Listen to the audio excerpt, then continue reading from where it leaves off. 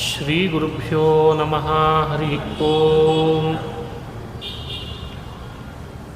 ಶುದ್ಧಾನಂದೋರು ಸಂವಿದ್ಯುತಿಬಲಬಹುಲೌದಾರ್ಯವೀರ್ಯಾದಿದೇಹಂ ಚಿಂತಾ ಸಂತಾಪಲೇಪೋದ್ಭವಮೃತಿಮುಖರಾಶೇಷದೋಷಾತಿದೂರಂ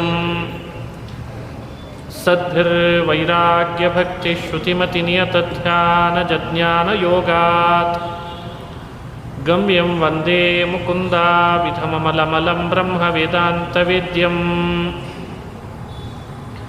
ಜನ್ಮಾದ್ಯಸ್ಯ ಯತೋನ್ವಯಾದಿತರತಶ್ಚಾರ್ಥೇಷ್ವಭಿಜ್ಞಸ್ವರಾಟ್ ತೇನೇ ಬ್ರಹ್ಮಹೃದಾಯಾದಿಕವಯೇ ಮುಹ್ಯಂತಿ M ಸೂರಯಃ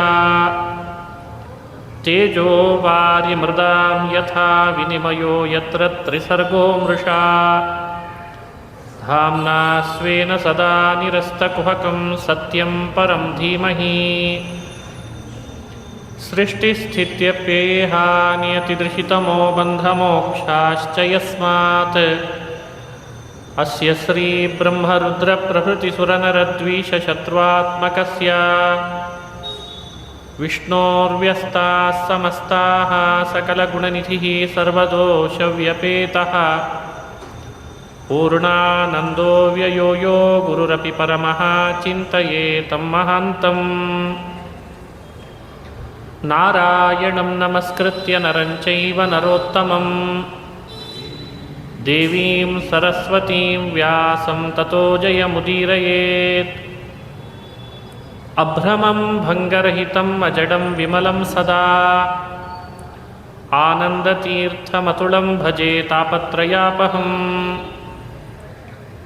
M ಪ್ರವ್ರಜಂತಮನುಪೇತಮಪೇತಕೃತ್ಯಂ ದ್ವೈಪಾಯನೋ ವಿರಹಕಾತರಾಜುಹಾವ ಪುತ್ರೇತಿ ತನ್ಮಯತಯಾ ತರವೋಪಿ ನೇದುಃ ತಂ ಸರ್ವಭೂತಹೃದಯಂ ಮುನಿಮಾನತೋಸ್ಮಿ.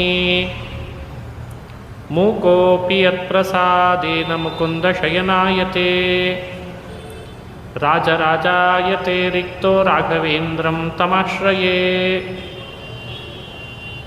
ಆಪಾದಮೌಲಿಪರ್ಯಂತಂ ಗುರುಣಾಮಾಕೃತಿಂ ಸ್ಮರೇತ್ ತೇನ ವಿಘ್ನಾಃ ಪ್ರಣಶ್ಯಂತಿ ಸಿದ್ಧ್ಯಂತಿ ಚ ಮನೋರಥಾಃ. ಶ್ರೀ ಹರಿವಾಯು ಗುರುಗಳ ಚರಣಾರವಿಂದಗಳಲ್ಲಿ ಭಕ್ತಿಪೂರ್ವಕ ಪ್ರಣಾಮಗಳನ್ನು ಅರ್ಪಿಸಿ ಶ್ರೀಮದ್ ಭಾಗವತ ಸುಮಪಂಚಕದಲ್ಲಿ ನಿನ್ನೆ ಕೆಲವು ವಿಷಯಗಳನ್ನು ಅನುಸಂಧಾನ ಮಾಡಿದ್ವಿ. ಇವತ್ತು ಅದೇ ಭಾಗವತದಲ್ಲಿ ಬರುವ ಮತ್ತಷ್ಟು ವಿಷಯಗಳನ್ನು ಚಿಂತನೆ ಮಾಡುವ ಪ್ರಯತ್ನ ಮಾಡ್ತಾ ಇದ್ದೇನೆ. ಸಂಸಾರದಿಂದ ಮುಕ್ತರಾಗಬೇಕು ಅಂತ ಬಯಸುವ ನಾವು ಯಾವ ಉಪಾಯವನ್ನು ಅವಲಂಬಿಸಬೇಕು? ಸಂಸಾರ ಬೇಡವಾಗಿದೆ, ಇಲ್ಲಿ ದುಃಖ ಇದೆ, ಕ್ಲೇಶ ಇದೆ, ಆದರೆ ಅದರ ಉಪಾಯ ತಿಳಿಲಿಲ್ಲ ಅಂದರೆ ಏನರ್ಥ? ಸರಿಯಾದ ಉಪಾಯವನ್ನು ತಿಳಿದು ಈ ಸಂಸಾರದಿಂದ ಮುಕ್ತರಾಗಲೇಬೇಕು. ಅದಕ್ಕೆ ಭಗವಂತನ ಪ್ರಸಾದವನ್ನು ಸಂಪಾದನೆ ಮಾಡಬೇಕು. ಭಗವಂತನ ಅನುಗ್ರಹದಿಂದ ಅಷ್ಟೇ ನಾವು ಮುಕ್ತರಾಗಲಿಕ್ಕೆ ಸಾಧ್ಯ. ಭಗವಂತ ಬಂಧಕೋ ಭವಪಾಶೇನ ಭವಪಾಶಾಚ್ಚ ಮೋಚಕಃ, ಸಂಸಾರ ಪಾಶದಿಂದ ನಮ್ಮನ್ನು ಬಂಧನ ಮಾಡಿರ್ತಾನೆ. ಅವನೇ ಅನುಗ್ರಹಿಸಿದರೆ ಮಾತ್ರ ಆ ಸಂಸಾರ ಪಾಶದಿಂದ ಮುಕ್ತರಾಗಲಿಕ್ಕೆ ಸಾಧ್ಯ. ಹಾಗಾಗಿ ಅವನ ಪ್ರಸಾದ ಸಂಪಾದನೆ ಆಗಬೇಕು, ಭಗವಂತನ ಅನುಗ್ರಹ ಸಂಪಾದನೆ ಆಗಬೇಕು.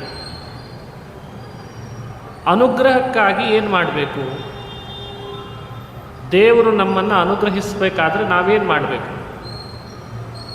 ದೇವರಿಗೆ ಬಹಳ ಪ್ರೀತಿ ಪಾತ್ರರು ಅಂತ ಆಗಬೇಕು. ಹಾಗಾದರೆ ಏನು ಮಾಡಬೇಕು?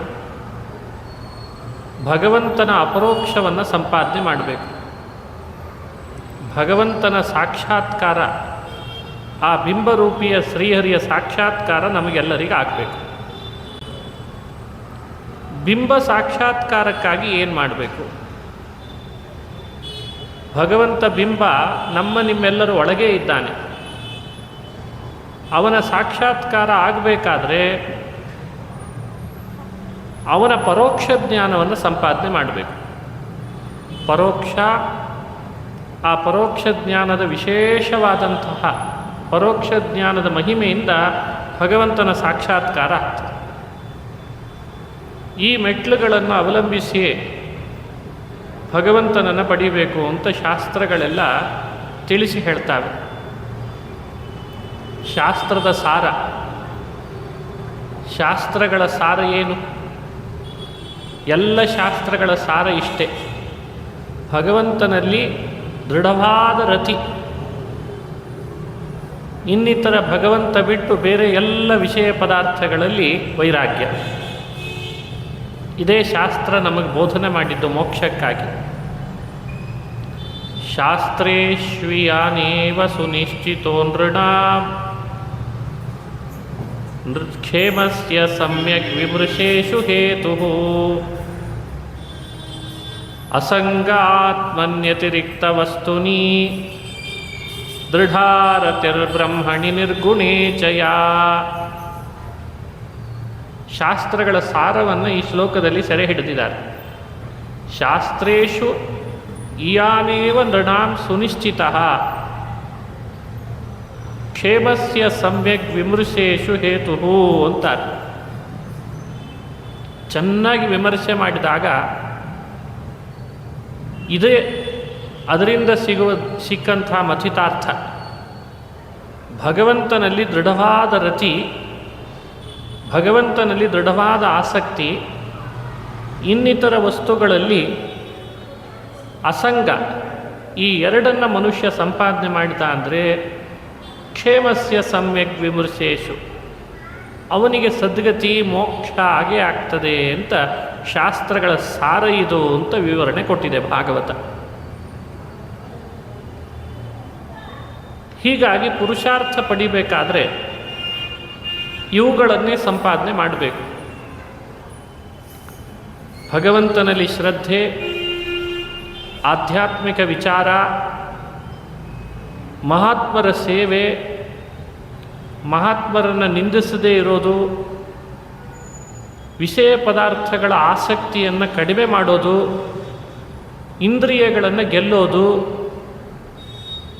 ಎಲ್ಲ ಇಂದ್ರಿಯಗಳನ್ನು ಭಗವಂತನ ಕಡೆಯಲ್ಲೇ ಹೋಗುವಂತೆ ಮಾಡೋದು, ಅಹಿಂಸೆ, ಯಮ, ನಿಯಮ, ಯದೃಚ್ಛಾಲಾಭ ಸಂತುಷ್ಟಿ, ದ್ವಂದ್ವಗಳ ತಿತಿಕ್ಷೆ, ಆ ಭಗವಂತನ ಬಗ್ಗೆ ಶ್ರವಣ, ಭಗವಂತನನ್ನು ಉಪಾಸನೆ ಮಾಡೋದು, ಭಗವಂತನ ಮಹಾತ್ಮ್ಯವನ್ನು ಕೀರ್ತನೆ ಮಾಡೋದು, ಭಗವಂತನ ಗುಣಗಳನ್ನು ಕೀರ್ತಿಸೋದು, ಅವನ ನಾಮಗಳನ್ನು ಕೀರ್ತಿಸೋದು, ಇವುಗಳು ಭಗವಂತನನ್ನು ಅನುಗ್ರಹಿಸಿ ಅವನ ಪ್ರೀತಿ ಸಂಪಾದನೆ ಮಾಡಲಿಕ್ಕೆ ಕಾರಣ ಅಂತ ಹೇಳ್ತಾರೆ. ಇದೇ ಭಾಗವತ. ಇವು ಸಾಕ್ಷಾತ್ತಾಗಿ ಅಲ್ಲದೆ ಹೋದರೂ ಪರಂಪರೆಯ ಇವುಗಳೇನೆ ನಮಗೆ ಪುರುಷಾರ್ಥಕ್ಕೆ ಸಾಧನ ಅಂತ ಹಿರಿಯರು ವಿವರಣೆ ಕೊಟ್ಟಿದ್ದಾರೆ. ಇದರಲ್ಲಿ ಒಂದ್ಯಾವುದಾದ್ರೂ ಸರಿಯಾಗಿ ಆಚರಣೆ ಮಾಡಿದ್ದೇವ ನಾವು? ಯಾವುದನ್ನು ಆಚರಿಸದೇನೆ ದೇವರು ನಮ್ಮನ್ನು ಅನುಗ್ರಹಿಸಲಿ, ಮುಕ್ತಿಗೆ ಕರೆದುಕೊಂಡು ಹೋಗಲಿ ಅಂತ ಅಪೇಕ್ಷೆ ಪಟ್ಟರೆ ಹೇಗೆ ಸರಿ? ಹಾಗಾಗಿ ಭಾಗವತ ಶ್ರವಣ ಮಾಡ್ತೇವೆ ಅಂದರೆ ಶ್ರವಣ ಮಾಡ್ತಾ ಮಾಡ್ತಾ ಈ ಸಾಧನಗಳನ್ನೆಲ್ಲ ಅಭ್ಯಾಸ ಮಾಡಬೇಕು. ಇವುಗಳನ್ನು ಯಾವ ರೀತಿ ನಮ್ಮಲ್ಲಿ ಅಳವಡಿಸ್ಕೊಳ್ಳಿಕ್ಕೆ ಸಾಧ್ಯವೋ ಅಷ್ಟು ಅಳವಡಿಸ್ಕೊಳ್ಬೇಕು. ವಿವರಣೆ ಮಾಡುವಾಗ ಇದನ್ನೇ ಸಂಕ್ಷಿಪ್ತ ಶಾಸ್ತ್ರ ಅಂತ ವಿವರಣೆ ಮಾಡಿದರು. ಯಮ ಹಾಗೂ ನಿಯಮ ಅಂತ ಈ ವಿವರಣೆ ಕೊಡುವ ಒಂದು ಮಾತನ್ನು ನಾವು ನೋಡ್ತೇವೆ. ಭಾಗವತದಲ್ಲಿ ಒಂದು ಮಾತು ಬರ್ತದೆ, ಅಹಿಂಸೆಯ ಪಾರಮಹಂಸ್ಯ ಚರ್ಯಯ ಸ್ಮೃತ್ಯ ಮುಕುಂದ ಚರಿತಾಘ್ರ್ಯಸೀದುನಾ. ಯಮೈರಕಾಮೈ ನಿಯಮೈರನಿಂದಯ ನಿರೀಹಯಾ ದ್ವಂದ್ವತಿತಿಕ್ಷಯಾ ಚ. ಏನು ಅದ್ಭುತ ಈ ಶ್ರೀಮದ್ಭಾಗವತ. ಭಗವಂತನನ್ನು ಪ್ರೀತಿಪಡಿಸಿ ಮುಕ್ತರಾಗಲಿಕ್ಕೆ ಯಮೈರಕಾಮೈ ನಿಯಮೈ ಅನಿಂದಯ ಅಂತ ಒಂದು ಮಾತು. ಯಮವನ್ನು ಸೇವೆ ಮಾಡಬೇಕು, ನಿಯಮವನ್ನು ಸೇವನೆ ಮಾಡಬೇಕು ಅಂತ ಹೇಳ್ತಾರೆ. ಯಮ ಹಾಗೂ ನಿಯಮ. ಇವತ್ತಿನ ಉಪನ್ಯಾಸದಲ್ಲಿ ಇದೊಂದು ಪ್ರಮುಖವಾದ ಅಂಶ. ಯಮ ಅಂದರೆ ಏನು, ನಿಯಮ ಅಂದರೆ ಏನು, ಎಷ್ಟಿದ್ದಾವೆ, ಅವುಗಳ ಲಕ್ಷಣ ಏನು, ಅದನ್ನು ಅನುಸಂಧಾನ ಮಾಡಬೇಕು. ಹಿಂದಿನವರೆಲ್ಲ ಇದನ್ನು ಚೆನ್ನಾಗಿ ಅನುಷ್ಠಾನಕ್ಕೆ ತಂದರು. ಹಾಗಾಗಿ ದೇವರವರ ಬಗ್ಗೆ ಬಹಳ ಪ್ರೀತನಾದ. ಇದೇನು ಕಷ್ಟ ಇಲ್ಲ ನಮಗೆ. ಇದರ ಅರಿವು ಚೆನ್ನಾಗಿ ಮಾಡಿಕೊಂಡವನು ಬೇಗ ಇದನ್ನು ಅಳವಡಿಸ್ಕೊಳ್ಳಿಕ್ಕೆ ಸಾಧ್ಯ ಆಗ್ತದೆ. ಯಮ 12 ಇದ್ದಾವೆ, ನಿಯಮವೂ ಕೂಡ 12 ಇದ್ದಾವೆ ಅಂತ ಹಿರಿಯರು ಹೇಳ್ತಾರೆ. 12 ಯಾವುವು ನಮ್ಮ ಬದುಕಿನಲ್ಲಿ ಅಳವಡಿಸ್ಕೊಳ್ಳಿಕ್ಕೆ ಸಾಧ್ಯವಾಗ್ಬೋದಾ? ಯಾವುವು ಅಂತ ಮೊದಲು ತಿಳಿಯೋಣ. ಸಾಧ್ಯವಾಗ್ತದೋ ಇಲ್ಲೋ ಆಮೇಲೆ ಬೇಕಂದರೆ ಚರ್ಚೆ ಮಾಡೋಣ. ಮೊದಲು ಯಮದ ಬಗ್ಗೆ ಪರಿಚಯ ಮಾಡಿಸ್ತದೆ. ಯಮಾನ್ ಅಭೀಕ್ಷಣಂ ಸೇವೇತ ನಿಯಮಾನ್ ಮತ್ಪರಃ ಕ್ವಚಿತ್. ಉದ್ಧವನಿಗೆ ಶ್ರೀಕೃಷ್ಣ ವಿವರಣೆ ಮಾಡ್ತಾ ಈ ಮಾತನ್ನು ಹೇಳ್ದ. ಉದ್ಧವ, ನನ್ನ ಪಡಿಬೇಕು ಅಂತಿರುವ ಭಕ್ತ ಯಮಾನ್ ಅಭೀಕ್ಷಣಂ ಸೇವೇತ, ಯಮವನ್ನು ಚೆನ್ನಾಗಿ ಆಚರಣೆಗೆ ತರಬೇಕು, ಅನುಷ್ಠಾನಕ್ಕೆ ತರಬೇಕು. ನಿಯಮಾನ್, ನಿಯಮವನ್ನು ಕೂಡ ಅನುಷ್ಠಾನಕ್ಕೆ ತರಬೇಕು. ಅಂದರೆ ನಾನು ಒಲಿತೇನೆ ಅಂತ ಭಗವಂತ ಹೇಳಿದ್ದಾನೆ. ಸಂಶಯ ಬರ್ತದೆ, ಯಮ ಅಂದರೆ ಯಾವುದು, ಏನದರ ಲಕ್ಷಣ, ಎಷ್ಟಿದ್ದಾವವು, ಯಮಗಳು ಯಾವ್ಯಾವುದು ಅಂತ ವಿವರಣೆ ಮಾಡ್ತಾರೆ. ಅಹಿಂಸಾ ಸತ್ಯಮಸ್ತೇಯ ಸತ್ಯಮಸ್ತೇಯಂ ಅಸಂಗೋ ಹ್ರೀರ ಸಂಚಯ ಆಸ್ತಿಕ್ಯಂ ಬ್ರಹ್ಮಚರ್ಯಂಚ ಮೌನಂ ಸ್ಥೈರ್ಯಂ ಕ್ಷಮಾಭಯಂ. ಈಗ ಓದಿದ್ದು 12 ಯಮಗಳ ಲಕ್ಷಣ, ಯಮಗಳ ಪರಿಚಯ. ಅದು ಇವುಗಳನ್ನು ನಮ್ಮಲ್ಲಿ ಅಳವಡಿಸ್ಕೊಂಡ್ರೆ ಭಗವಂತ ಬೇಗ ಪ್ರೀತನಾಗ್ತಾನೆ. ಈ 12 ಯಾವುದು ಅಂತ ಬೆರಳೆಣಿಕೆಯಲ್ಲಿ ನಾವು ನೋಡ್ಬೋದು. ಅಹಿಂಸಾ ಶಬ್ದದಿಂದ ಏನು ಅರ್ಥ ಹೊಳಿತದೆ ಮೊದಲು ಅದನ್ನೇ ಇಟ್ಕೊಂಡಿರೋಣ. ಯಾಕೆಂದರೆ ಮುಂದೆ ಇವತ್ತಿನಿಂದ ನಾವು ಭಾಗವತ ಧರ್ಮಗಳನ್ನು ನೋಡಲಿಕ್ಕಿದ್ದೇವೆ. ಇನ್ನೂ 4 ದಿನ ಇವತ್ತಿನಿಂದ ಹಿಡಿದು.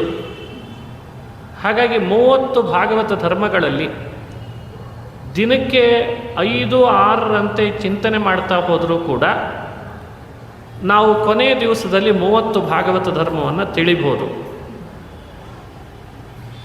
ಅಹಿಂಸಾ ಅಂತ ಮೊದಲನೇದ್ದು ಯಮಗಳಲ್ಲಿ. ಸತ್ಯಂ ಎರಡನೇದ್ದು. ಸತ್ಯಂ ಪ್ರಾಮಾಣಿಕತೆ. ಅಸ್ತೇಯಂ ಇನ್ನೊಬ್ಬರದ್ದನ್ನು ಕಳ್ತನ ಮಾಡದೇ ಇರೋದು. ಸ್ಥೇಯ ಅಂದರೆ ಮತ್ತೊಬ್ಬರದ್ದನ್ನು ಮೋಸ ಮಾಡೋದು, ಕಳ್ತನ ಮಾಡೋದು. ಇನ್ನೊಬ್ಬರದ್ದನ್ನು ಕಳ್ತನ ಮಾಡದೇ ಇರೋದೇ ಯಮ. ಇದು 3ನೇದ್ದು. ಅಸಂಗೋ ಹ್ರೀರ ಸಂಚಯ. ಅಸಂಗ ವಿಷಯಗಳ ಆಸಕ್ತಿ, ಫಲದ ಆಸಕ್ತಿಯನ್ನು ದೂರ ಮಾಡೋದು. ಈ ಅಸಂಗ ಬಹಳ ಮುಖ್ಯ. ಫಲಾಸಕ್ತಿ ಇಲ್ಲದೆ ಇರೋದೇನೆ ಯಮ ಅಂತ ಕರೆದಿದ್ದಾನೆ. ಹ್ರೀಹಿ ಅಸಂಚಯ. ಹ್ರೀಹಿ ಅಂದರೆ ಕೆಟ್ಟ ಕೆಲಸ ಮಾಡೋದರಲ್ಲಿ ಲಜ್ಜೆ. ಹ್ರೀ ಅಂದರೆ ನಾಚಿಕೆ, ಲಜ್ಜೆ ಅಂತ ಅರ್ಥ. ತಪ್ಪು ಮಾಡೋದರಲ್ಲಿ ಯಾವತ್ತೂ ಕೂಡ ಮನುಷ್ಯನಿಗೆ ಉತ್ಸಾಹ ಇರಬಾರ್ದು. ಕೆಟ್ಟ ಕೆಲಸ ಮಾಡೋದರಲ್ಲಿ ಲಜ್ಜೆ ಪಡಬೇಕಂತ.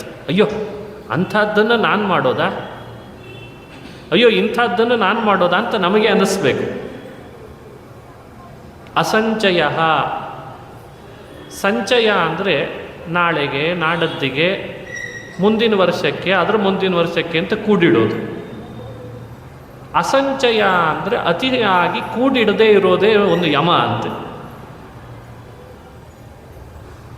ಅಹಿಂಸಾ, ಸತ್ಯಂ, ಅಸ್ತೇಯಂ, ಅಸಂಗಃ, ವ್ರೀಹಿ, ಅಸಂಚಯ 7 ಆಯಿತು. ಆಸ್ತಿಕ್ಯಂ, ಆಸ್ತಿಕ್ಯಂ ಅಂದರೆ ಪರಲೋಕ ಇದೆ, ದೇವತೆಗಳು ಅಂತಿದ್ದಾರೆ, ಪುಣ್ಯ ಪಾಪಗಳಿವೆ. ಆಸ್ತಿಕ್ಯ ಅಂದರೆ ಶ್ರದ್ಧೆ ಅನ್ನೋ ಅರ್ಥನೂ ಇದೆ. ಅಸ್ಥಿ ಅಸ್ಥಿ ಅಂತ ಅದನ್ನು ಆಸ್ತಿಕ್ಯ ಅಂತ ಕರೀತಾರೆ. ಅದನ್ನು ಯಾವತ್ತೂ ಕಳ್ಕೊಳ್ಬಾರ್ದು ಆ ಆಸ್ತಿಕ್ಯವನ್ನು. ಆಸ್ತಿಕ್ಯ ಮನುಷ್ಯನಿಗೆ ಕೆಲವು ಹಂತದಲ್ಲಿ ತಾನು ಅನುಭವಿಸುವ ಸಮಸ್ಯೆಗಳು ಹೆಚ್ಚಾದಾಗ ಆಸ್ತಿಕ್ಯ ಹೋಗ್ಬಿಡ್ತದೆ. ಎಲ್ಲಿದ್ದಾನೆ ದೇವರು, ಎಲ್ಲಿದೆ ಧರ್ಮ, ಎಲ್ಲಿದೆ ಪುಣ್ಯ ಅಂತ ಶುರು ಮಾಡ್ತಾರೆ. ಅದಕ್ಕೆ ಆಸ್ತಿಕ್ಯ ಅನ್ನೋ ಯಮವನ್ನು ಹೇಳ್ತಾರೆ. 8. 9 ಬ್ರಹ್ಮಚರ್ಯಂ. ಬ್ರಹ್ಮಚರ್ಯದ ವಿವರಣೆ ಮುಂದೆ ನೋಡೋಣ. ಅದು ಒಂದು ಭಾಗವತ ಧರ್ಮದಲ್ಲಿ ಸೇರಿಸಿದ್ದಾರೆ. ಬ್ರಹ್ಮಚರ್ಯ ಮನುಷ್ಯನಿಗೆ ಯಮಗಳಲ್ಲಿ ಸೇರ್ತದೆ, ಅದನ್ನು ಆಚರಣೆಗೆ ತರಬೇಕು, ದೇವರು ಪ್ರೀತನಾಗ್ತಾನೆ. ಮೌನಂ, ಮೌನ ಅಂದರೆ ಮನನ ಅನ್ನೋ ಅರ್ಥದಲ್ಲೂ ಹೇಳ್ತಾರೆ. ಮೌನ ಅಂದರೆ ಆಡಬಾರ್ದ ಮಾತುಗಳನ್ನು ಆಡದೇ ಇರೋದು. ಸರಿ, ಮೌನದ ವಿವರಣೆ ಬೇರೆ ರೀತಿ ಮುಂದೆ ವಿವರಣೆ ಮಾಡ್ತಾರೆ. ಇದು ಒಂದು 12 ಯಮಗಳಲ್ಲಿ ಇದೆ ಅಂತ ತಿಳಿಸಿದರು. ಸ್ಥೈರ್ಯಂ, ಸ್ಥಿರನಾಗಿರೋದು, ತಾನು ಹಿಡಿದ ಧರ್ಮ ಮಾರ್ಗ, ತಾನು ಹಿಡಿದ ಅಧ್ಯಾತ್ಮ ಮಾರ್ಗದಿಂದ ಯಾವತ್ತೂ ಜಾರದೇ ಇರೋದಿದೆಯಲ್ಲ, ಅದೇ ಸ್ಥೈರ್ಯ ಅಂದರೆ. ನಾನು ಹಿಡಿದ ದಾರಿಯಲ್ಲಿ ದೇವರು ನನಗೆ ಕಾಪಾಡ್ತಾನೆ, ನನಗೆ ಉಚಿತವಾದ ವೃತ್ತಿಯಲ್ಲಿ ನಾನಿದ್ದೇನೆ, ಉಚಿತವಾದ ಧರ್ಮವನ್ನು ಮಾಡ್ತಿದ್ದೇನೆ, ನನಗೆ ಯೋಗ್ಯವಾದ ದಾರಿಯಲ್ಲಿ ಇದ್ದೇನೆ ಅಂತ ಸ್ಥಿರತೆ ಇರಬೇಕು, ಅಲ್ಲಿಂದ ಜಾರಬಾರದು. ಸನ್ಮಾರ್ಗದಿಂದ ಜಾರದೆ ಸ್ಥಿರನಾಗಿರೋದು ಸ್ಥೈರ್ಯ ಅಂತ ಕರೀತಾರೆ. 10 ಸ್ಥೈರ್ಯ. 11 ಕ್ಷಮಾ. ಕ್ಷಮಾ ಮನುಷ್ಯನಲ್ಲಿರಬೇಕಾದಂಥ ಯಮ. ಇದು 11. 12ನೇದ್ದು ಅಭಯಂ, ಕೊನೆಯದು ಅಭಯ ಅಂತ ಹೇಳಿದ್ದಾರೆ. ಹೀಗೆ 12 ಯಮಗಳ ವಿವರಣೆಯನ್ನು ಇವತ್ತು ಯೋಗಶಾಸ್ತ್ರವನ್ನು ನೀವು ತೆಗೆದು ನೋಡಿದರೂ ಇದನ್ನು ಹೇಳ್ತಾರೆ. ಸ್ವಲ್ಪ ದಿನಗಳಲ್ಲಿ ನಾಡದ್ದು ಯೋಗಶಾಸ್ತ್ರದ ದೊಡ್ಡ ದಿನ ನಡೀತದೆ. ಅದರ ಬಗ್ಗೆನೂ ಒಂದು ಗಮನ ಇರಲಿ ಅನ್ನೋ ಕಾರಣಕ್ಕೆ ಈ ವಿಷಯಗಳನ್ನೆಲ್ಲ ನಿಮ್ಮ ಮುಂದೆ ಇಡ್ತಾ ಇದ್ದೇನೆ. ಬಹಳ ಅದ್ಭುತವಾದ ಅಂಶಗಳನ್ನು ಒಳಗೊಂಡು ಈ ಯಮಗಳ ಪರಿಚಯ ಮಾಡಿಸಿದ್ದಾರೆ. ಈ 12 ಯಮ ಇವುಗಳನ್ನು ಸೇವನೆ ಮಾಡ್ತಾನೆ ಅಂದರೆ ನಾನು ಅವರಿಗೆ ಪ್ರೀತನಾಗ್ತೇನೆ ಅಂತ ಕೃಷ್ಣ ಹೇಳಿದ. ಅಹಿಂಸಾ ಸತ್ಯಮಸ್ತೇಯಂ ಅಸಂಗೋ ಹ್ರೀರ ಸಂಚಯ ಆಸ್ತಿಕ್ಯಂ ಬ್ರಹ್ಮಚರ್ಯಂಚ ಮೌನಂ ಸ್ಥೈರ್ಯಂ ಕ್ಷಮಾ ಭಯಂ. ಇದು ಭಾಗವತದಲ್ಲಿ ಬರುವ ಮಾತು. ದೇವರನ್ನು ಯಾರೆಲ್ಲ ಪ್ರೀತಿಪಡಿಸಿ ಒಲಿಸ್ಕೊಂಡವರಿದ್ದಾರೆ ಅವರಲ್ಲೆಲ್ಲ ಈ ಯಮಾನುಷ್ಠಾನ ಇತ್ತಂತೆ. ಅಹಿಂಸಾದಿ 12 ಯಮಗಳ ಅನುಷ್ಠಾನ ಇದ್ದವರಿಗೆ ದೇವರು ಪ್ರೀತನಾಗಿದ್ದಾನೆ. ಅದು ಧ್ರುವನಿರ್ಬೋದು, ಪ್ರಹ್ಲಾದನಿರ್ಬೋದು, ಅಕ್ರೂರ, ಉದ್ಧವ, ವಿದುರ, ಗೋಪಿಕೆಯರು, ಗೋಪಾಲಕರು, ವಸುದೇವ, ದೇವಕಿ, ತ್ರಿವಕ್ರೆ, ಇವರಲ್ಲೆಲ್ಲ ಯಮಾನುಷ್ಠಾನ ಇದೆ. ಇವುಗಳು ಇಲ್ಲದೇ ಇದ್ದವನಿಗೆ ಭಗವಂತ ಪ್ರೀತನಾದದ್ದು ಇಲ್ಲಪ್ಪ. ನಮ್ಮ ತಿಳುವಳಿಕೆ ಏನಾಗಿದೆ ಇತ್ತೀಚೆಗೆ ಅಂದರೆ, ದೇವರಲ್ಲಿ ಭಕ್ತಿ ಮಾಡೋದು ಅಂದರೆ ದೇವರ ಮುಂದೆ ನಿಂತುಕೊಂಡು ಗಲ್ಲ ಬಡ್ಕೊಂಡ್ಬಿಟ್ರೆ ಭಕ್ತಿ ಮಾಡೋದು ಅಂತ. ದೇವರಲ್ಲಿ ವಿಶ್ವಾಸ ಮಾಡೋದು ಅಂದರೆ ತನಗೇನೋ ಒಂದಿಷ್ಟು ಲಾಭ ಆಗ್ತಾ ಇದ್ದರೆ ಎಲ್ಲ ದೇವರು ಕೊಟ್ಟ ನೋಡ್ರಿ ಅಂತ ಅವಾಗಿಷ್ಟು ಹೇಳಿಬಿಟ್ರೆ ದೇವರಲ್ಲಿ ವಿಶ್ವಾಸ ಮಾಡೋದು ಅಂತ. ಅಪ್ಗ್ರೇಡ್ ಆಗಲಿಕ್ಕೆ ನಾವು ತಯಾರಾಗಲ್ಲ ದೇವರ ವಿಷಯದಲ್ಲಿ, ಭಕ್ತಿಯ ವಿಷಯದಲ್ಲಿ, ಜ್ಞಾನದ ವಿಷಯದಲ್ಲಿ. ಆದರೆ ದೇವರು ಬಹಳ ಅಪ್ಗ್ರೇಡ್ ವರ್ಷನನ್ನು ಅಪೇಕ್ಷೆ ಪಡ್ತಾನೆ. ಇವತ್ತಿದ್ದ ಹಾಗೆ ಇರಬೇಡ, ಸ್ವಲ್ಪ ಇನ್ಕ್ರೀಸ್ ಆಗಬೇಕಲ್ಲ ನೀನು. ಇವತ್ತಿದ್ದ ಹಾಗೆ ನಾಳೆ ಇರಬೇಡ, ಸ್ವಲ್ಪ ಮನಸ್ಸಿನಿಂದ, ಮಾತಿನಿಂದ, ಇಂದ್ರಿಯಗಳಿಂದ ಎತ್ತರಕ್ಕೆ ಬಾ. ಅಹಿಂಸೆಯ ಪಾಲನೆ ನಿನ್ನಿಂದ ಎಷ್ಟು ನಡೀತಾ ಇದೆ? ನಿನ್ನನ್ನು ನಿನ್ನೊಳಗೆ ಒಂದ್ಸಲಿ ಅವಲೋಕನೆ ಮಾಡಿ ನೋಡಿದೆಯಾ? ಮುಂದೆ ಬರ್ತದೆ ಈಗ ಭಾಗವತ ಧರ್ಮದ ವಿವರಣೆ ಮಾಡುವಾಗ ಅದನ್ನು ಆತ್ಮವಿಮರ್ಶನ ಅಂತ ಕರೀತಾರೆ. ಮನುಷ್ಯ ಯಾಕೆ ಅಪ್ಗ್ರೇಡ್ ಆಗಲ್ಲ ಅಂದರೆ ಆತ್ಮವಿಮರ್ಶೆಗೆ ಇಳಿಯಲ್ಲ. ಎಲ್ಲೋ ಒಂದು ಕಡೆಯಲ್ಲಿ ಲೌಕಿಕವಾದ ಅತಿಯಾದ ಚರ್ಚೆ ಮಾಡಿ ಮಾಡಿ ತನ್ನೊಳಗೆ ತಾನು ಏನಾಗಬೇಕು ಅನ್ನೋದನ್ನೇ ಮರೆತು ಬಿಟ್ಟಿರ್ತಾನೆ. ಬೆಳಗ್ಗೆಯಿಂದ ರಾತ್ರಿ ತನಕ ಏನೋ ಮಾಡಿರ್ತಾನೆ, ಒಟ್ಟು ಏನು ಮಾಡಿರ್ತಾನೆ ಅವನಿಗೆ ಗೊತ್ತಿರಲ್ಲ.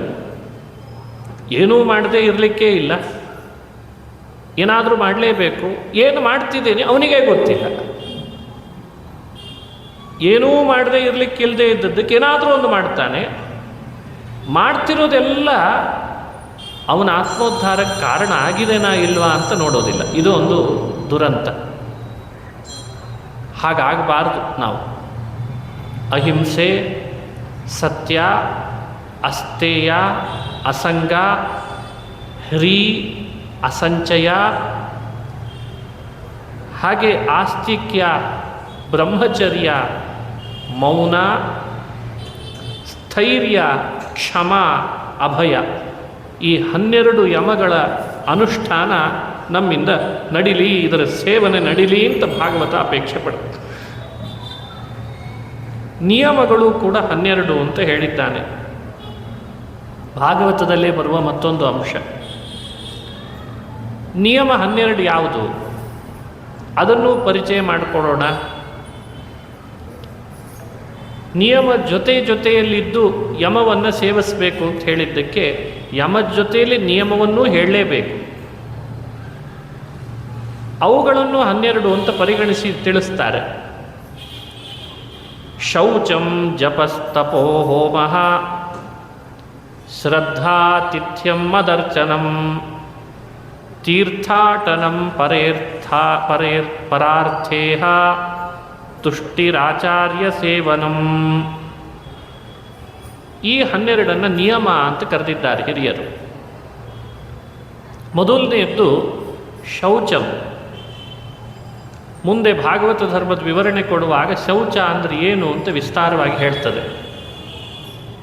ಪ್ರಾಥಮಿಕವಾಗಿ ಶೌಚ ಪದಕ್ಕೆ ಒಂದು ಅರ್ಥ ಇಟ್ಕೊಂಡಿರ್ರಿ. ಶುದ್ಧಿ ಅಂತ ಇಷ್ಟರ್ಥ. ಶುದ್ಧಿ, ಆತ್ಮಶುದ್ಧಿ, ದೇಹ ಶುದ್ಧಿ ಮನುಷ್ಯ ಚೆನ್ನಾಗಿ ಅಳವಡಿಸ್ಕೊಳ್ಬೇಕು.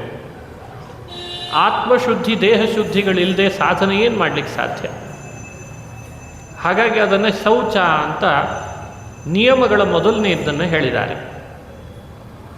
ಎರಡನೆಯದ್ದು ಜಪಃ ತಪಃ. ಮನುಷ್ಯ ಇಂತಿಷ್ಟು ಜಪವನ್ನು ಮಾಡಲೇಬೇಕು, ಅದು ನಿಯಮ ಅವನಿಗೆ. ಸ್ತ್ರೀಯರಾಗಲಿ ಪುರುಷರಾಗಲಿ ಶೌಚವನ್ನು ಪಾಲನೆ ಮಾಡಬೇಕು, ಜಪವನ್ನು ಆಚರಣೆ ಮಾಡಬೇಕು.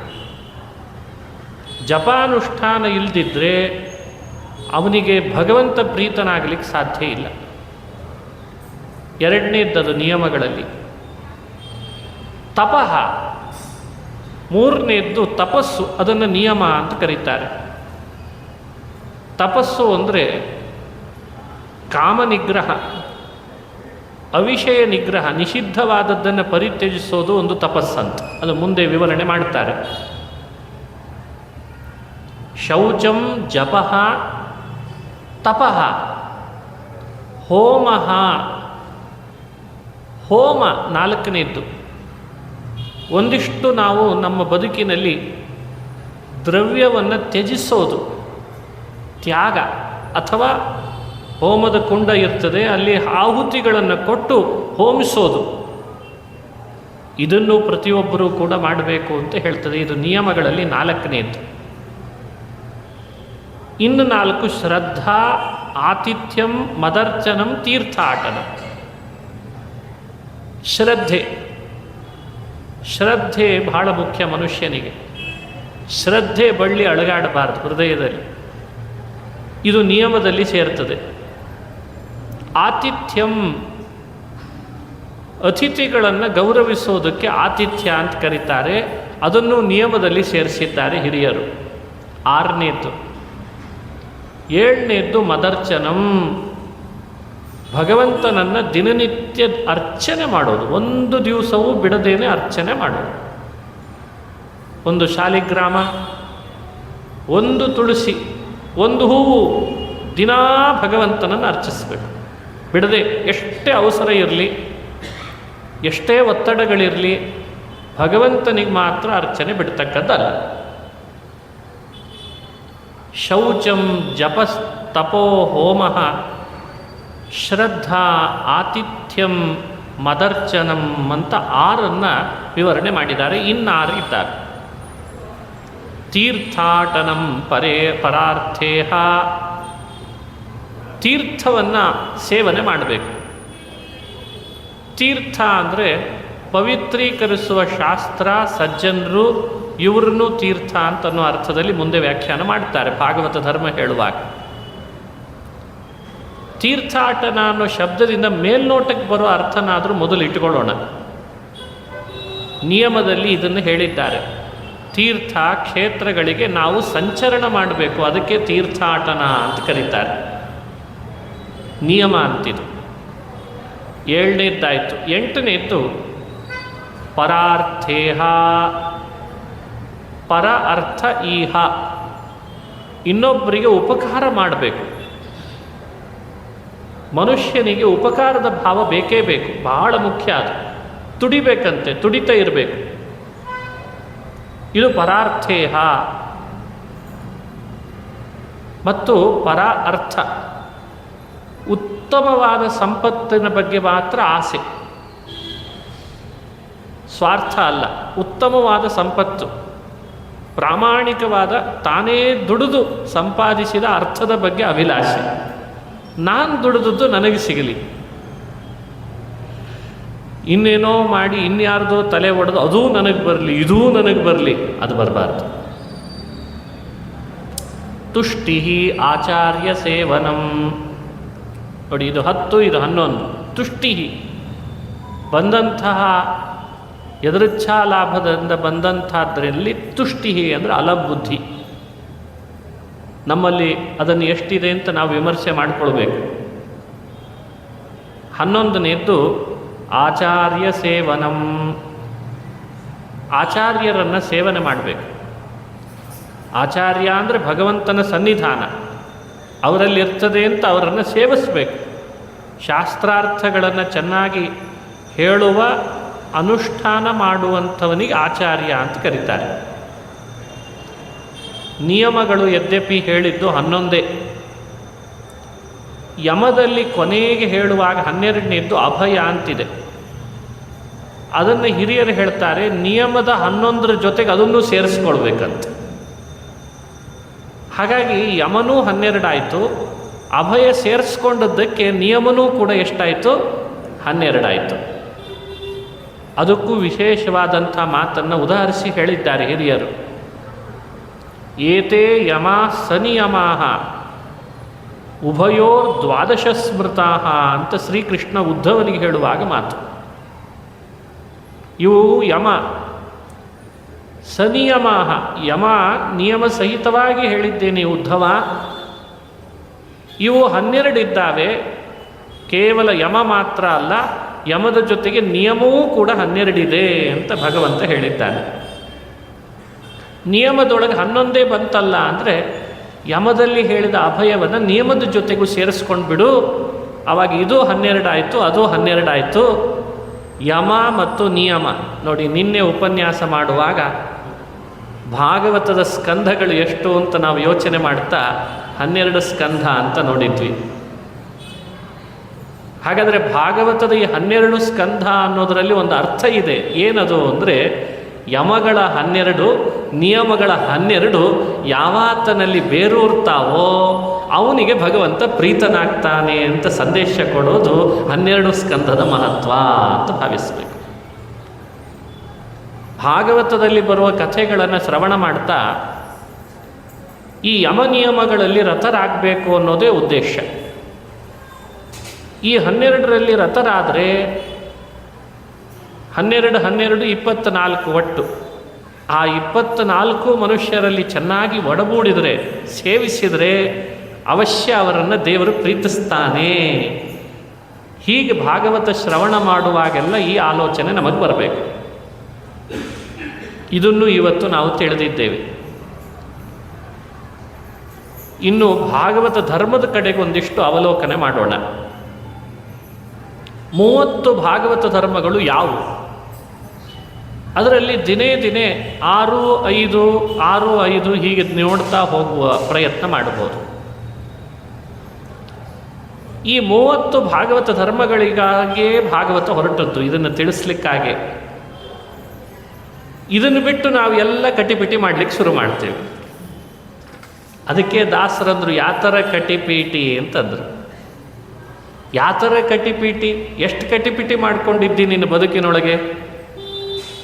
ಈ 30 ಅಳವಡಿಸ್ಕೋ, ಸಾಕು, ಜೀವನ ಧನ್ಯ ಧನ್ಯ ಅಂತಾಗ್ತೀಯ. ಆ 30 ಭಾಗವತ ಧರ್ಮಗಳನ್ನು 11ನೇ ಸ್ಕಂದ ಭಾಗವತದೊಳಗೆ 11ನೇ ಸ್ಕಂದದಲ್ಲಿ ಹೇಳುವಾಗ ತಿಳಿಸಿದ್ದು ಹೀಗೆ: ಸರ್ವತೋ ಮನಸೋ ಸಂಗಂ. ಇಲ್ಲಿ ಇದ ಪ್ರಾರಂಭ ಆಗ್ತದೆ. ಸರ್ವತೋ ಮನಸೋ ಸಂಗಂ, ಇದು ಒಂದು. ಆದೌ ಸಂಗಂಚ ಸಾಧುಷು, 2.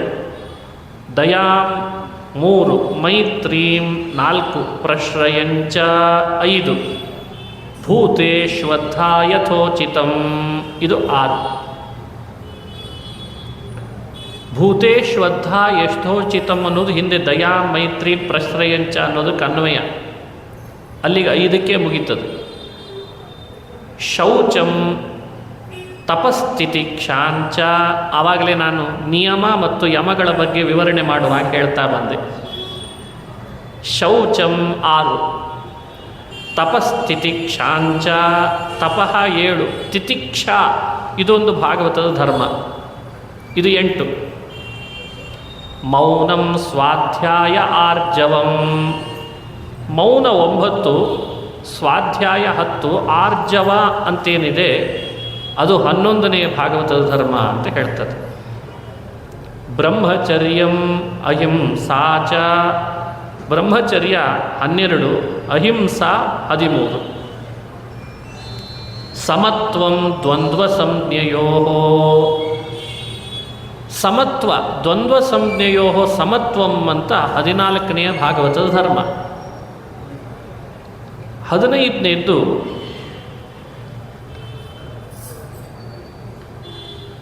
ಸರ್ವತ್ರಾತ್ಮೇಶ್ವರಾನ್ವೀಕ್ಷಾಂ ಕೈವಲ್ಯಮನಿಕೇತನಂ. ಸರ್ವತ್ರ ಆತ್ಮೇಶ್ವರ ಅನ್ವೀಕ್ಷಾ ಅಂತ ಒಂದು ಭಾಗವತದ ಧರ್ಮ. ಇದು 15ನೇ ಭಾಗವತದ ಧರ್ಮ ಅಂತ ಹೇಳ್ತಾರೆ. ಕೈವಲ್ಯಂ ಅಂತ 16ನೇ ಭಾಗವತದ ಧರ್ಮ. ಅನಿಕೇತನಂ ಅಂತ 17. ವಿವಿಕ್ತ ಚೀರವಸನಂ ಸಂತೋಷಂ ಏನ ಕೇನಚಿತ್. ವಿವಿಕ್ತ ಅಂತ ಭಾಗವತದ ಧರ್ಮವನ್ನು ಹೇಳ್ತಾರೆ, ಇದು 18ನೇದ್ದು. ಚೀರವಸನ, ಎಷ್ಟು ಈ ಶಬ್ದ ನೋಡ್ರಿ ಹೇಗಿದೆ, ಚೀರವಸನ ಅಂತ. ಇದು ಭಾಗವತದ ಧರ್ಮ, 20ನೇ ಭಾಗವತದ ಧರ್ಮ. ಸಂತೋಷಂ ಏನ ಕೇನಚಿತ್, ಮನುಷ್ಯ ಏನಕೇನಚಿತ್ ಸಂತೋಷವನ್ನು ಪಡೀತಿರ್ಬೇಕಂತ. ಸಂತೋಷ ಅಂದರೆ ಅಲಂಬುದ್ಧಿಯಲ್ಲಿ ಸೇರ್ತದೆ. ಸಂತೋಷಂ ಏನ ಕೇನಚಿತ್ 20 ಭಾಗವತ ಧರ್ಮಗಳನ್ನು ತಿಳಿದುಕೊಂಡ್ವಿ. 21 ಶ್ರದ್ಧಾಂ ಭಾಗವತೆ ಶಾಸ್ತ್ರೇ, ಭಾಗವತ ಶಾಸ್ತ್ರಗಳಲ್ಲಿ ಶ್ರದ್ಧೆ ಮನುಷ್ಯನಿಗಿರಬೇಕು, ಅದೇ ಒಂದು ಧರ್ಮ ಅಂತ ಆಗ್ತದೆ. ಅದು 21ನೇ ಭಾಗವತದ ಧರ್ಮ ಅಂತಿದ್ದಾರೆ. ನಿಂದಾಮನ್ಯತ್ರ ಚಾಪಿ 22ನೇದ್ದು ಅನ್ಯತ್ರ ಚ, ಭಗವಂತನಿಗೆ ವಿರುದ್ಧವಾದದ್ದು, ಅವನ ವ್ಯಕ್ತಿತ್ವವನ್ನು ಅಲುಗಳೆಯುವಂತಹ ಬೇರೆ ಯಾವುದೇ ಗ್ರಂಥಗಳಿದ್ರೂ ಅವುಗಳಲ್ಲಿ ಮನುಷ್ಯ ನಿಂದೆ ಮಾಡಬೇಕಂತೆ. ಅದು 22ನೇ ಧರ್ಮ ಅಂತಂದಿದ್ದಾರೆ. 23 ಮನೋವಾಕಾಯದಂಡಂಚ, ಇದು 23ನೇ ಭಾಗವತದ ಧರ್ಮ. ಮನೋವಾಕಾಯದಂಡ, ಮನಸ್ಸು, ಮಾತು, ದೇಹ ಇವುಗಳನ್ನು ದಂಡಿಸೋದು, ದೇವರ ಪ್ರೀತಿಗಾಗಿ ದಂಡಿಸೋದಿದೆ ಅಲ್ಲ, ಇದೊಂದು ಭಾಗವತದ ಧರ್ಮ ಅಂತ ಹೇಳ್ತಾರೆ. ಸತ್ಯಂ ಶಮದಮಾವಪಿ, ಸತ್ಯ ಅಂತ ಮತ್ತೊಂದು ಭಾಗವತದ ಧರ್ಮ 24. ದಮ ಶಮ, ಶಮ 25, ದಮ 26 ಅಂತ ಸಂಗ್ರಹ ಮಾಡಿದ್ದಾರೆ. ಶ್ರವಣಂ ಕೀರ್ತನಂ ಧ್ಯಾನಂ, ಶ್ರವಣ 27, ಕೀರ್ತನ 28, ಧ್ಯಾನ 29.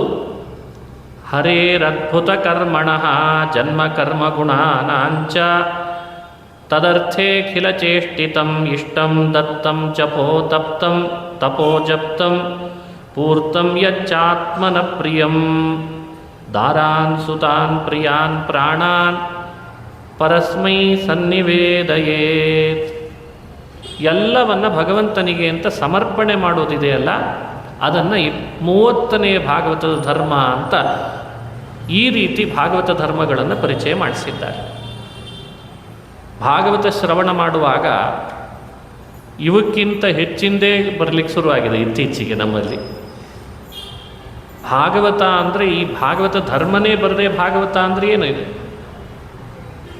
ಈಗ ಹೇಳಿದ 30 ಭಾಗವತ ಧರ್ಮಗಳನ್ನು ಕೇಳಲೇ ಇಲ್ಲ, ತಿಳಿಲೇ ಇಲ್ಲ ಅಂದರೆ ಮತ್ತೆ ಭಾಗವತ ಶ್ರವಣ ಮಾಡಿ ಲಾಭ ಏನು? ಇವುಗಳನ್ನೇ ಹೇಳಿದ್ದು. ಇದನ್ನೇ ಧರ್ಮ ಪ್ರೋಚಿತ ಕೈತವೋತ್ರ ಪರಮೋ ನಿರ್ಮತ್ಸರಾಣಾಂ ಸತಾಂ. ಭಾಗವತ ಹೇಳಲಿಕ್ಕೆ ಹೊರಟದ್ದೇ ಈ 30 ಭಾಗವತ ಧರ್ಮಗಳನ್ನು.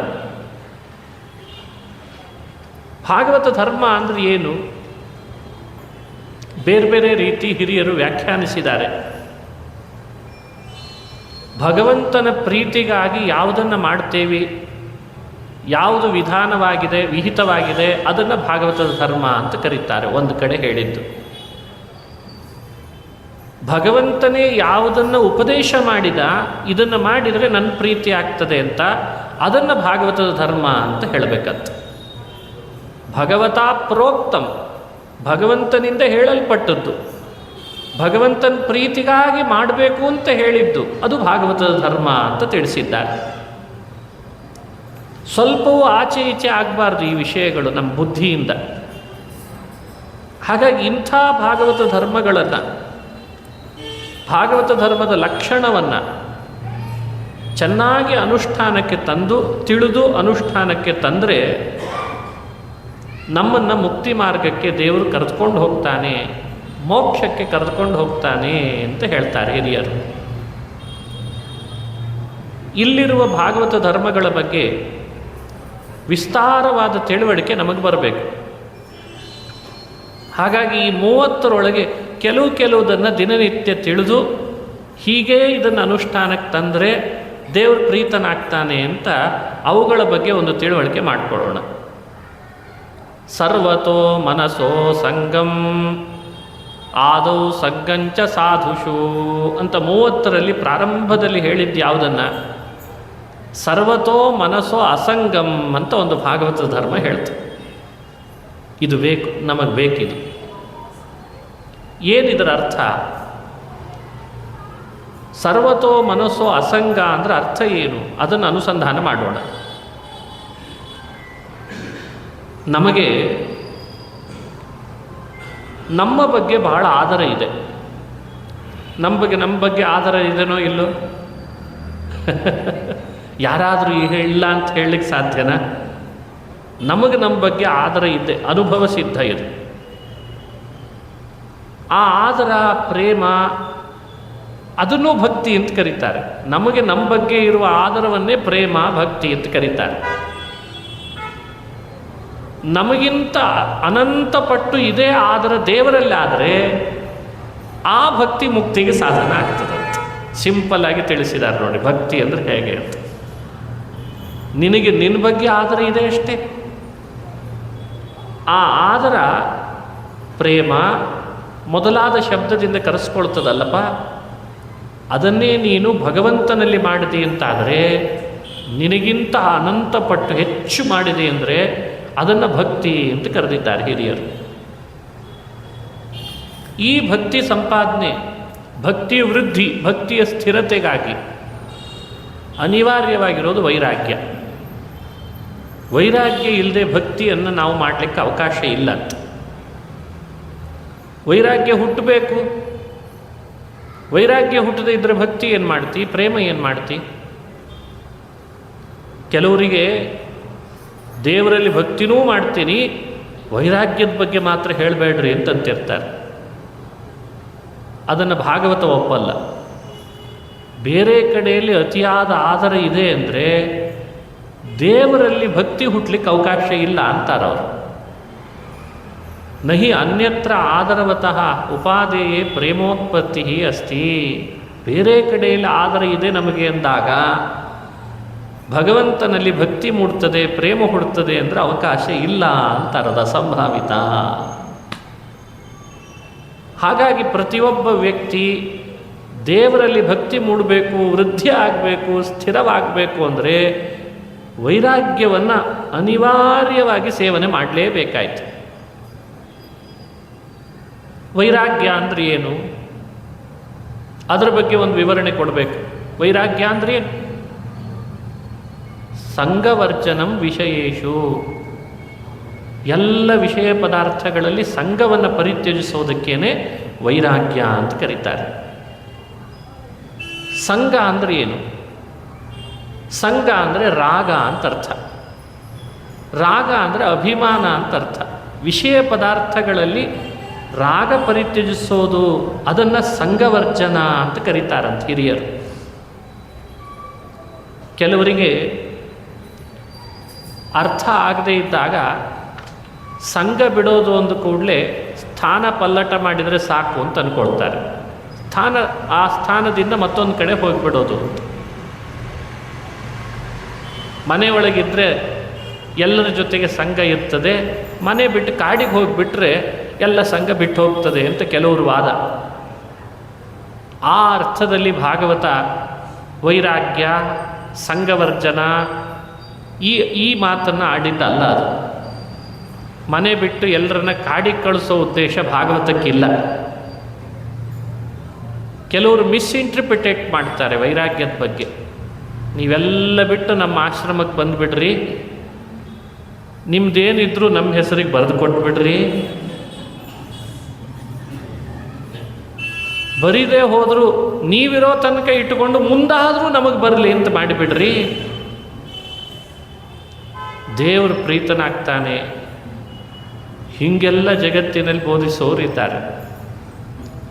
ಭಾಗವತ ಯಾವತ್ತೂ ಕೂಡ ಅವರವರ ಮನೆಯನ್ನು ಬಿಟ್ಟು ಹೋಗಲಿ, ಅವರ ಆಶ್ರಮ ಬಿಟ್ಟು ಹೋಗಲಿ, ಅವರ ತನವನ್ನು ಬಿಟ್ಟು ಹೋಗಲಿ, ಇದನ್ನೇ ಹೇಳಿ ಮಿಸ್ಇಂಟರ್ಪ್ರಿಟೇಟ್ ಮಾಡಿ ಲೋಕವನ್ನು ಸ್ವಾರ್ಥಪರ ಮಾಡಿ ಅಥವಾ ಇನ್ಯಾರ್ದೋ ಕೈಗೊಂಬೆ ಆಗಲಿ ಅಂತ ಹೇಳಲಿಕ್ಕೆ ಹೊರಟದ್ದಲ್ಲ ಭಾಗವತ. ಭಾಗವತಕ್ಕೆ ಆ ಉದ್ದೇಶ ಇಲ್ಲ. ಸ್ಥಾನ ಬಿಟ್ಟು ಸ್ಥಾನಕ್ಕೆ ಹೋಗಲಿಕ್ಕೆ ಭಾಗವತ ಹೇಳಬೇಕಾಗಿಲ್ಲ. ಇವತ್ತಿನ ಮನಃಶಾಸ್ತ್ರದವನು ಅದನ್ನು ಉಪದೇಶ ಮಾಡ್ತಾನೆ. ಭಾಳ ತಲೆ ಕೆಡಿಸ್ಕೋಬೇಡ್ರಿ, ಚೇಂಜ್ ಆಫ್ ವರ್ಕ್, ಒಂದು ವರ್ಕ್ ಸಮಸ್ಯೆ ಆಗಿದೆ ಅಲ್ಲ ನಿಮಗೆ, ಆ ಕೆಲಸ ಬಿಟ್ಬಿಡ್ರಿ ಅಂತ ನಾವ. ಆ ಕೆಲಸ ಬಿಡ್ರಿ, ಮತ್ತೊಂದು ಕಂಪ್ನಿಗೆ ಸೇರ್ಕೊಂಡ್ಬಿಡ್ರಿ. ಅದೂ ಸಮಸ್ಯೆ ಅನ್ನಿಸ್ತಾ ಲೀವ್ ಇಟ್, ಅದನ್ನು ಬಿಟ್ಬಿಡ್ರಿ, ಹೊಸ ಕಂಪ್ನಿಗೆ ಸೇರ್ಕೊಳ್ರಿ. ಇಂಥವನ್ನು ಹೇಳಲಿಕ್ಕೆ ಅಂಗಡಿಯಲ್ಲಿ ಭಾಳ ಜನ ಸಿಗ್ತಾರೆ. ಬದುಕಿನೊಳಗೆ ಅವನವನ ಬದುಕನ್ನೇ ಅವನು ಮ್ಯಾನೇಜ್ ಮಾಡಿಕೊಳ್ಳಿಕ್ಕೆ ಆಗದಿದ್ದಾಗ ಇಂಥ ಅನೇಕ ಮನಃಶಾಸ್ತ್ರಜ್ಞರನ್ನು ಕೇಳಲಿಕ್ಕೆ ಹೋದರೆ ಸಣ್ಣ ಸಣ್ಣ ಟಿಪ್ಸ್ ಕೊಡೋದ್ರ ಮೂಲಕ ಪೂರ್ಣ ಅವರನ್ನು ತಾವು ವಶ ಮಾಡ್ಕೊಳ್ತಾರೆ. ಹಂಗೆ ಮಾರು ಹೋಗಬೇಕು ಅಂತ ಭಾಗವತ ಹೇಳಲಿಕ್ಕೆ ಹೊರಟಿಲ್ಲ. ಭಾಗವತ ಒಳಗೊಬ್ಬ ಆತ್ಮನಿದ್ದಾನೆ, ಅವನೊಳಗೊಬ್ಬ ಪರಮಾತ್ಮನಿದ್ದಾನೆ. ಅವನನ್ನು ಪ್ರೀತಿಪಡಿಸ್ಲಿಕ್ಕೊಂದು ದಾರಿ ಇದೆ. ಆ ದಾರಿ ಏನು ಅಂತ ನೀವು ಕಂಡುಕೊಳ್ತಿದ್ದೇವೆ.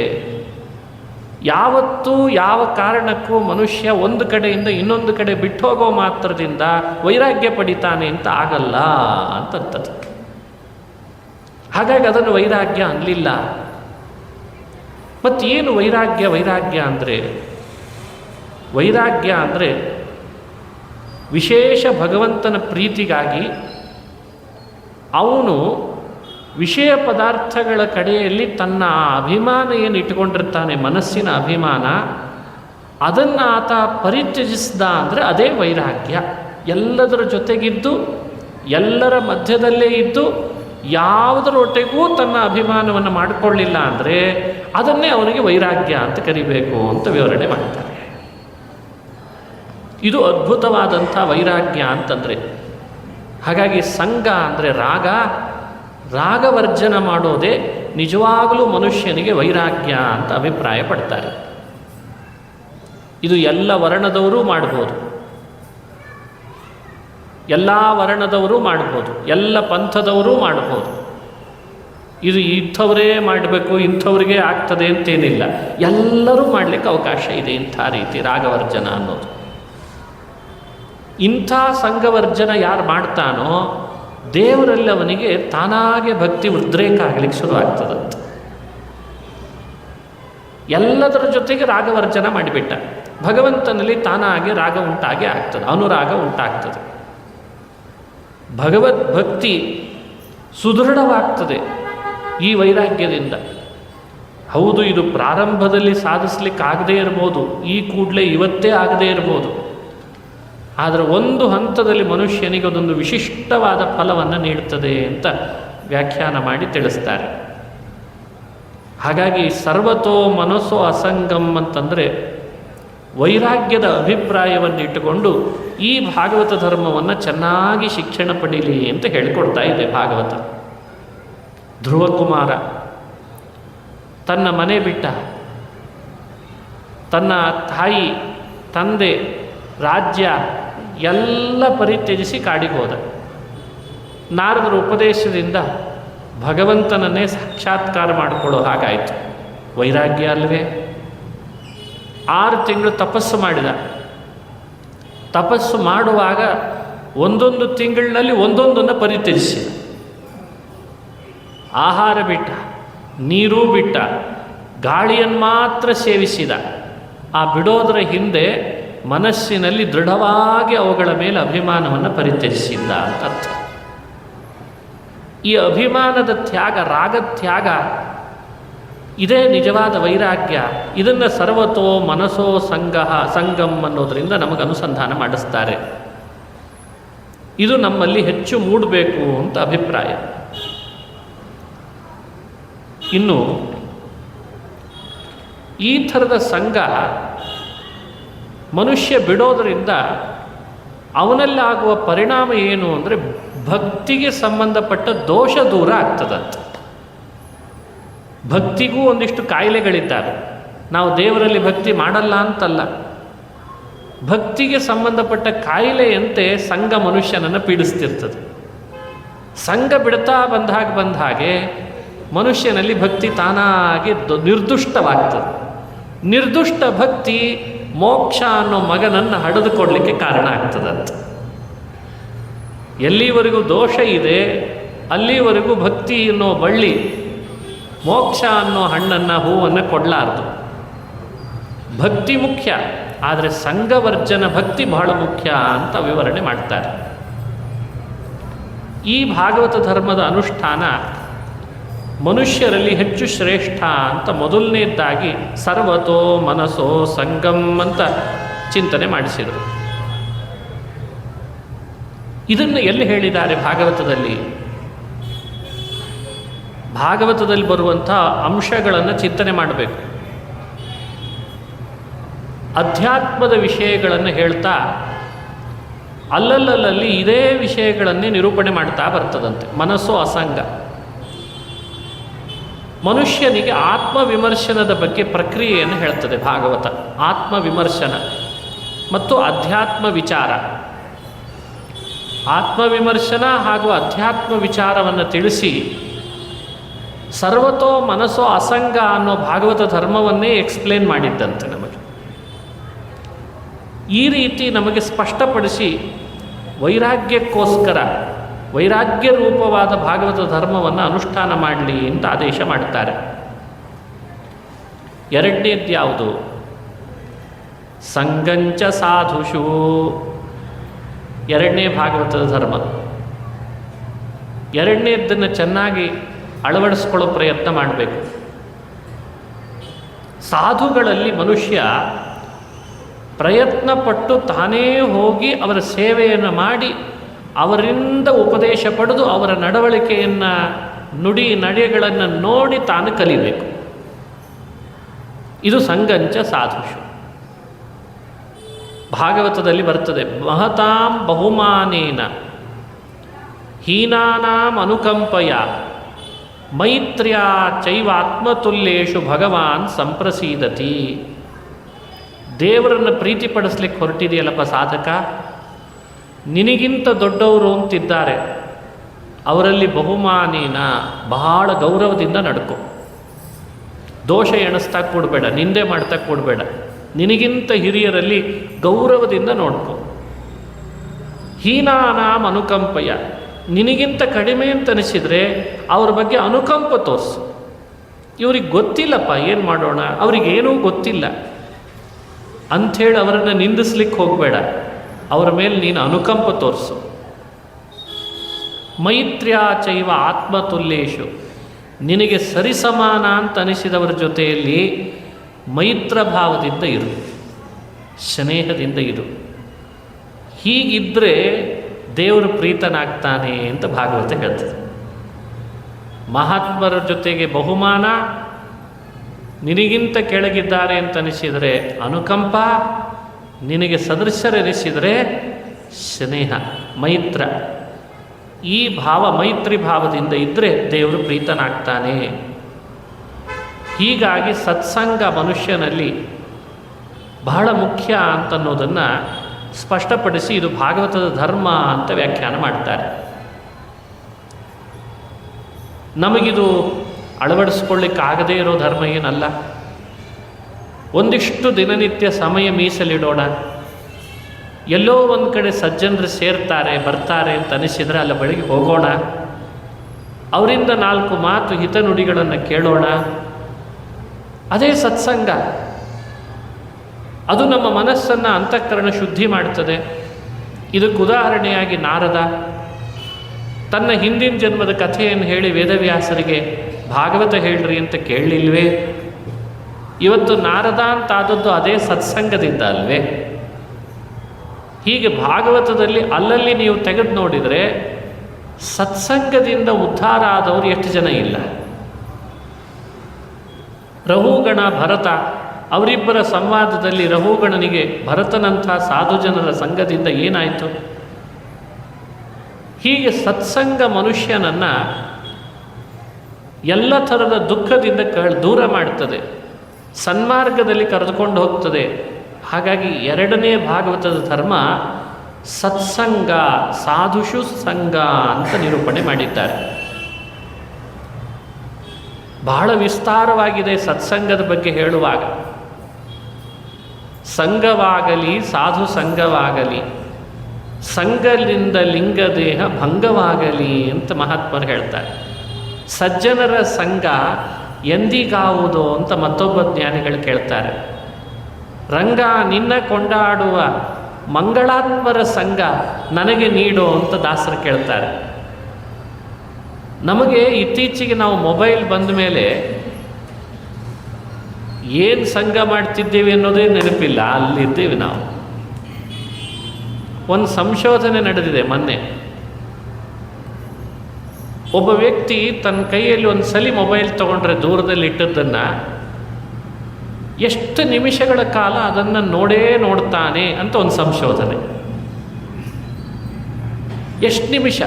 ಅಗದಿ ಕಡಿಮೆ ಅಂದರೆ 1 ನಿಮಿಷಕ್ಕೆ ಬಿಟ್ಬಿಡ್ತಾನೆ, ಇಲ್ಲ 2 ನಿಮಿಷಕ್ಕೆ ಬಿಡ್ತಾನೆ, ಇಲ್ಲ ಎಷ್ಟು ನಿಮಿಷ ಅಂತ ಒಂದು ಸಂಶೋಧನೆ ಆಗಿದೆ ಈಗ. ವಿತ್ ಪ್ರೂಫ್ ಹೇಳ್ತಿದ್ದೀನಿ ನಿಮ್ಮ ಹತ್ರ ನಾನು. ಮೊಬೈಲ್ ಸಂಘದ ಬಗ್ಗೆ ಚರ್ಚೆ. ಒಂದು ಬಾರಿ ಒಬ್ಬ ವ್ಯಕ್ತಿ ಮೊಬೈಲ್ ತಗೊಂಡ ಅಂದರೆ 100 ಜನರ ಮಧ್ಯದಲ್ಲಿ 90 ಜನ 28 ನಿಮಿಷ ನೋಡೋ ತನಕ ಅದನ್ನು ಬಿಡಲ್ಲ. ಇದೆಲ್ಲ ವಿತ್ ಡಾಟಾ ನಿಮ್ಮ ಮುಂದೆ ನಾನು ಇಡ್ತಾ ಇದ್ದೇನೆ. ವಿತ್ ಡೇಟಾ, ಇದು ಸುಮ್ಮನೆ ಡೇಟಾ ಕಲೆಕ್ಟ್ ಮಾಡಿದ್ದೀವಿ. ಇದನ್ನು ಒಂದು 100 ಜನ ಒಂದು ಕಡೆಯಲ್ಲಿ ಸೇರಿದ್ದಾರೆ, ಒಂದು ಮೆಟ್ರೋ ಸ್ಟೇಷನ್ನಲ್ಲಿ, ಮೆಟ್ರೋ ಟ್ರೈನ್ನಲ್ಲಿ ಹೋಗ್ತಾ ಇದ್ದಾರೆ. 100 ಜನರ ಕೈಯಲ್ಲಿ ಮೊಬೈಲ್ ಇದೆ. ಅವರು ಮೊಬೈಲ್ ಹಿಡ್ಕೊಂಡ್ರು ಜೋಬ್ನಿಂದ ತೆಗೆದು ಅಂದರೆ ಅಗದಿ ಕಡಿಮೆ ಅಂದರೆ 28 ನಿಮಿಷ ನೋಡ್ತಾರಂತೆ. ಆಮೇಲೆ ಅವರಿಗೆ ಮತ್ತೆ ಅದೇನೋ ಕಣ್ಣಿಗೋ ಮನಸ್ಸಿಗೋ ಮತ್ತಿನ್ನೇನೋ ಕಿರಿಕಿರಿ ಆದ್ಕೊಳ್ಳೆ ಸ್ವಲ್ಪ ಜೋಬಲ್ಲಿ ಇಟ್ಕೋತಾರೆ. ಮತ್ತೆ ಪುನಃ ಯಾವಾಗ ಮೊಬೈಲ್ ತೆಗಿತಾರೆ ಮತ್ತೆ 28 ನಿಮಿಷ ತನಕ ನೋಡ್ತಾರಂತೆ. ಹೀಗೆ 90 ಜನ ಹಾಗೆ ಮಾಡ್ತಾರೆ. ಇನ್ನು ಉಳಿದ 10 ಜನ ಮಾತ್ರ ಎಷ್ಟು ಕೆಲಸವೋ ಅಷ್ಟಕ್ಕೆ ಯೂಸ್ ಮಾಡ್ತಾರಂತ ಅದನ್ನು. ಅಷ್ಟೇ, ಬೇಡಪ್ಪ ನಮಗೆ ಬೇಡ, ಇದು ಅನ್ನೆಸೆಸರಿ, ಬೇಡ ಇದು ಅಂತ ಅನ್ನಿಸ್ತದಂತ. ಈ ವಿಷಯ ನಿಮಗೆ ನಾನು ಹೇಳ್ತಿದ್ದೀನಿ ಅಂದರೆ ನಾನು ಭಾರೀ ಇದ್ದೇನೆ ಅಂತೇನು ಭಾವಿಸೋದು ಬೇಡ. ನಮ್ಮನ್ನು ಸೇರಿಸೇ ನಿಮ್ಮ ಜೊತೆಯಲ್ಲಿ ಹೇಳ್ಕೊಳ್ತಿದ್ದೇವೆ. ನಾವು ಅಪ್ಗ್ರೇಡ್ ಬಹಳ ಆಗಬೇಕಿದೆ. ಭಾಗವತಾದಿ ಧರ್ಮಗಳ ಅನುಷ್ಠಾನ ನಮ್ಮಿಂದ ನಡಿಬೇಕಿದೆ. ಅದರ ಅರಿವು ಲೋಕದಲ್ಲಿ ಮೂಡಿಸ್ಬೇಕಿದೆ. ಹಾಗಾಗಿ ಸಂಗಂಚ ಸಾಧುಷು ತಂದಾಗ ನನಗೆ ನೆನಪು ಬಂದದ್ದೇ ಅದು. ಎಷ್ಟು ಅದ್ಭುತವಾದ ಈ ಮನುಷ್ಯ ಜನ್ಮ. ಇದನ್ನು ವ್ಯರ್ಥಗೊಳಿಸ್ಕೊಳ್ತಿದ್ದೇವಲ್ಲ, ದೇವರ ಸ್ಮರಣೆ ಮಾಡದೆ, ಧರ್ಮಾನುಷ್ಠಾನ ಮಾಡದೆ ಅಂತ ನಮಗೆ ಆಶ್ಚರ್ಯ, ವಿಪರ್ಯಾಸ ಆಗ್ತದೆ. ಇದೊಂದು ವಿಚಿತ್ರ ಅನ್ನಿಸ್ತದೆ, ಏನಿದು ಅಂತ. ಎಂಥೆಂಥ ಲೋಕದಲ್ಲಿ ಆಕರ್ಷಣೀಯ ವ್ಯಕ್ತಿಗಳು, ಆಕರ್ಷಣೀಯ ವಸ್ತುಗಳು ಬಂದು ತನ್ನ ಆತ್ಮನನ್ನು ತಾನೇ ಉದ್ಧಾರ ಮಾಡಿಕೊಳ್ಳದೆ ಹೋಗ್ತಾ ಇದ್ದೇವೆ ನಾವೆಲ್ಲ. ಇದು 2ನೇ ಭಾಗವತದ ಧರ್ಮ ಅಂತ ತಿಳಿಸಿದರು. ಸಂಗಂಚ ಸಾಧುಷು,